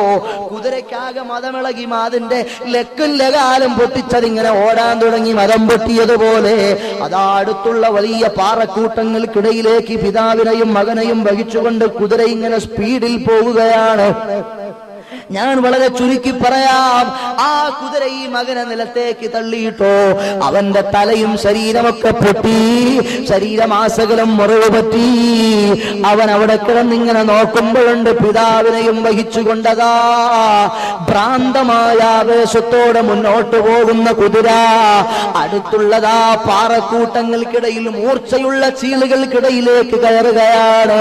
എന്റെ വാപ്പാ ആ കുതിരയുടെ പുറത്തു നിന്ന് നിലത്തേക്ക് വീഴുകയാണ്. പ്രായമുള്ള വാപ്പാന് കുതിരയെ നിയന്ത്രിക്കാനാകുന്നില്ല. വൃദ്ധനായ പിതാവിന് ഭ്രാന്തമായ ആവേശത്തോടെ മുന്നോട്ട് കുതിക്കുന്ന കുതിരയെ നിയന്ത്രിക്കാനാകുന്നില്ല. ആ കുതിര ഇങ്ങനെ പാറക്കെട്ടുകൾക്കും ഇതേ ഫാസ്റ്റായി ചാടി ചാടി പോകുമ്പോൾ വാപ്പ കുതിരയുടെ പുറത്തു നിന്ന് മൂർച്ചയേറിയ പാറക്കെട്ടുകളുടെ ചീളുകൾക്കിടയിലേക്ക് വന്നു വീഴുകയാണ്. തലച്ചോറ് തകർന്ന തരിപ്പണമായി, പാർട്സായി, പീസായി വാപ്പാന്റെ ശരീരം മാറുകയാണ്. ഞാൻ അവിടെ കിടന്ന് നിലവിളിച്ചു പോയി, റബ്ബേ എന്റെ പിതാവ് എന്റെ കൺമുന്നിലതാ ചിന്നിച്ചിതറി മരണപ്പെട്ടു പോയി. അതാ കഴുകന്മാരെത്തുന്നതിന് മുമ്പ് ജനാസയെങ്കിലും ഒന്നെടുത്ത് മറമാടാൻ എനിക്ക് നീ തൗഫീഖ് നൽകണം. വന്നോ എന്ന് ഞാനങ്ങ് ദുആയിരുന്നിട്ട് എഴയാൻ ശ്രമിക്കുമ്പോ എഴയാനാകുന്നുണ്ട്. ഞാൻ എഴഞ്ഞിതിന്റെ ചാരത്ത് വന്നിട്ട് വാപ്പാന്റെ ചിന്നിച്ചിതറിയ ജനാസ ഞാനെടുത്ത് കോർത്തതാ ഒരു കുഴിയിലേക്ക് വെച്ചിട്ട് ഞാനങ്ങ് മറമാടി. എന്നിട്ട് ആ രാത്രി മുതൽ ഞാൻ യാത്ര ആരംഭിച്ചു. കഅബ ലക്ഷ്യമാക്കി പൊട്ടിത്തകർന്ന മുറിവായി ഡീപ്പായി എഞ്ചറി ബാധിച്ച എന്റെ ശരീരങ്ങളിൽ നിന്ന് രക്തമൊഴുകി പുഴുക്കൽ വമിച്ച് ദുർഗന്ധം വമിച്ച് അതാ പഴുപ്പും ചലവും ചീഞ്ചലവും ഒഴുകി. ഇത്ര വികൃതമായി എന്നെ കണ്ടില്ലേ ഖലീഫ? എത്രയോ ദിവസമായി ഞാൻ ഇഴഞ്ഞിഴഞ്ഞ് ഈ കഅബ ലക്ഷ്യമാക്കി യാത്ര ചെയ്ത് ഈ പാതിരാ നേരത്ത് ഇവിടെ വന്നെത്തിയതാണ്. ആ കാണുന്ന കഅബയുടെ കൊല്ല പിടിച്ചിട്ട് എനിക്ക് അനുകൂലമായി പടച്ചറപ്പിന്റെ ദർബാറിലേക്ക് ഒന്ന് ദുആ തരുമോ ഖലീഫ? മനുഷ്യ പിതാവിനെ ധിക്കരിച്ചത് പോരാഞ്ഞിട്ട് വാപ്പാന്റെ മുഖത്തടിച്ചത് പോരാഞ്ഞിട്ട് വാപ്പാന്റെ മുഖത്ത് കാർക്കിച്ചു തുപ്പിയ മനുഷ്യ, നിന്റെ ചാരത്ത് ഞാനൊരു നിമിഷം പോലും നിൽക്കില്ലടാ. അല്ലാഹുവിന്റെ നാമത്താലാണ് തങ്ങൾ വളരെ പരുഷമായി ഗോപാന്തനായി സംസാരിക്കുന്ന സമയത്ത് ഈ മനുഷ്യൻ കിടന്ന് നിലവിളിക്കുന്നു, ഖലീഫ എന്റെ വാപ്പ എനിക്ക് സംതൃപ്തിയുള്ള വാപ്പയാ, ഈ മകനാ പിതാവിന് സംതൃപ്തിയുള്ള മോനമാ. അതുകൊണ്ടല്ലേ എനിക്ക് അനുകൂലമായി ദുആഇറക്കാൻ ഈ കഅബാലത്തിന്റെ കരിങ്കൽ ഭിത്തികൾക്ക് താഴെ വന്ന് ഈ മകൻ അനുകൂലമായി ദുആഇറക്കാൻ എന്റെ പിതാവ് ഇറങ്ങി പുറപ്പെട്ടത്. അതുകൊണ്ട് നിങ്ങൾ എന്നെനിക്ക് അനുകൂലമായെന്ന് പ്രാർത്ഥിക്കുമോ? അലി ഇബ്നു അബീ താലിബ് തങ്ങൾ കഅബയുടെ കരിങ്കൽ ഭിത്തികളിൽ കൈകൊടുത്തിട്ട് ആ മനുഷ്യന് വേണ്ടി എന്ന് ദുആയിരുന്നപ്പോൾ ആർത്തട്ടഹാസം മുഴക്കി അയാൾ ഈ ലോകത്തോട് വിട പറഞ്ഞു പോയി. എന്റെ മജ്‌ലിസിൽ വന്ന മുഅ്മിനീങ്ങളെ, ഉമ്മ സ്വർഗമാണ്, വാപ്പ സ്വർഗമാണ്. അതല്ലേ ലുക്മാൻ തങ്ങൾ പറഞ്ഞത്, അൽ വാലിദാനി ബാബുൻ മിൻ അബ്വാബിൽ ജന്ന. ഉമ്മയാണ് സ്വർഗത്തിലേക്ക് കടക്കാനുള്ള കവാടം, വാപ്പയാണ് സ്വർഗത്തിലേക്ക് കടക്കാനുള്ള കവാടം. അതുകൊണ്ട് ഉമ്മ വാപ്പമാരെ ആദരിക്കണേ, ഉമ്മ വാപ്പമാരെ സ്നേഹിക്കണേ. ഉമ്മ വാപ്പമാർക്ക് നൽകേണ്ട നന്മകളെല്ലാം നിങ്ങൾ വകവച്ചു നൽകണേ. അലീമായ പടച്ച റബ്ബ് നമ്മളെ ഏറ്റെടുത്ത് നമുക്കവരുടെ പൊരുത്തമുള്ള നല്ല മക്കളായി ജീവിച്ച് ഉമ്മാന്റെ പൊരുത്തം മേടിച്ച് പാപ്പാന്റെ പൊരുത്തം മേടിച്ച് നല്ല സ്വാലിഹീങ്ങളായി ഈ ലോകത്ത് നിന്ന് വിട പറയാൻ അലീമായ റബ്ബ് നമുക്ക് തൗഫീഖ് നൽകുമാറാകട്ടെ. الحمد لله رب العالمين. اللهم صل على سيدنا محمد وعلى آل سيدنا ومولانا محمد كلما ذكره الذاكرون وغفل عن ذكره الغافلون.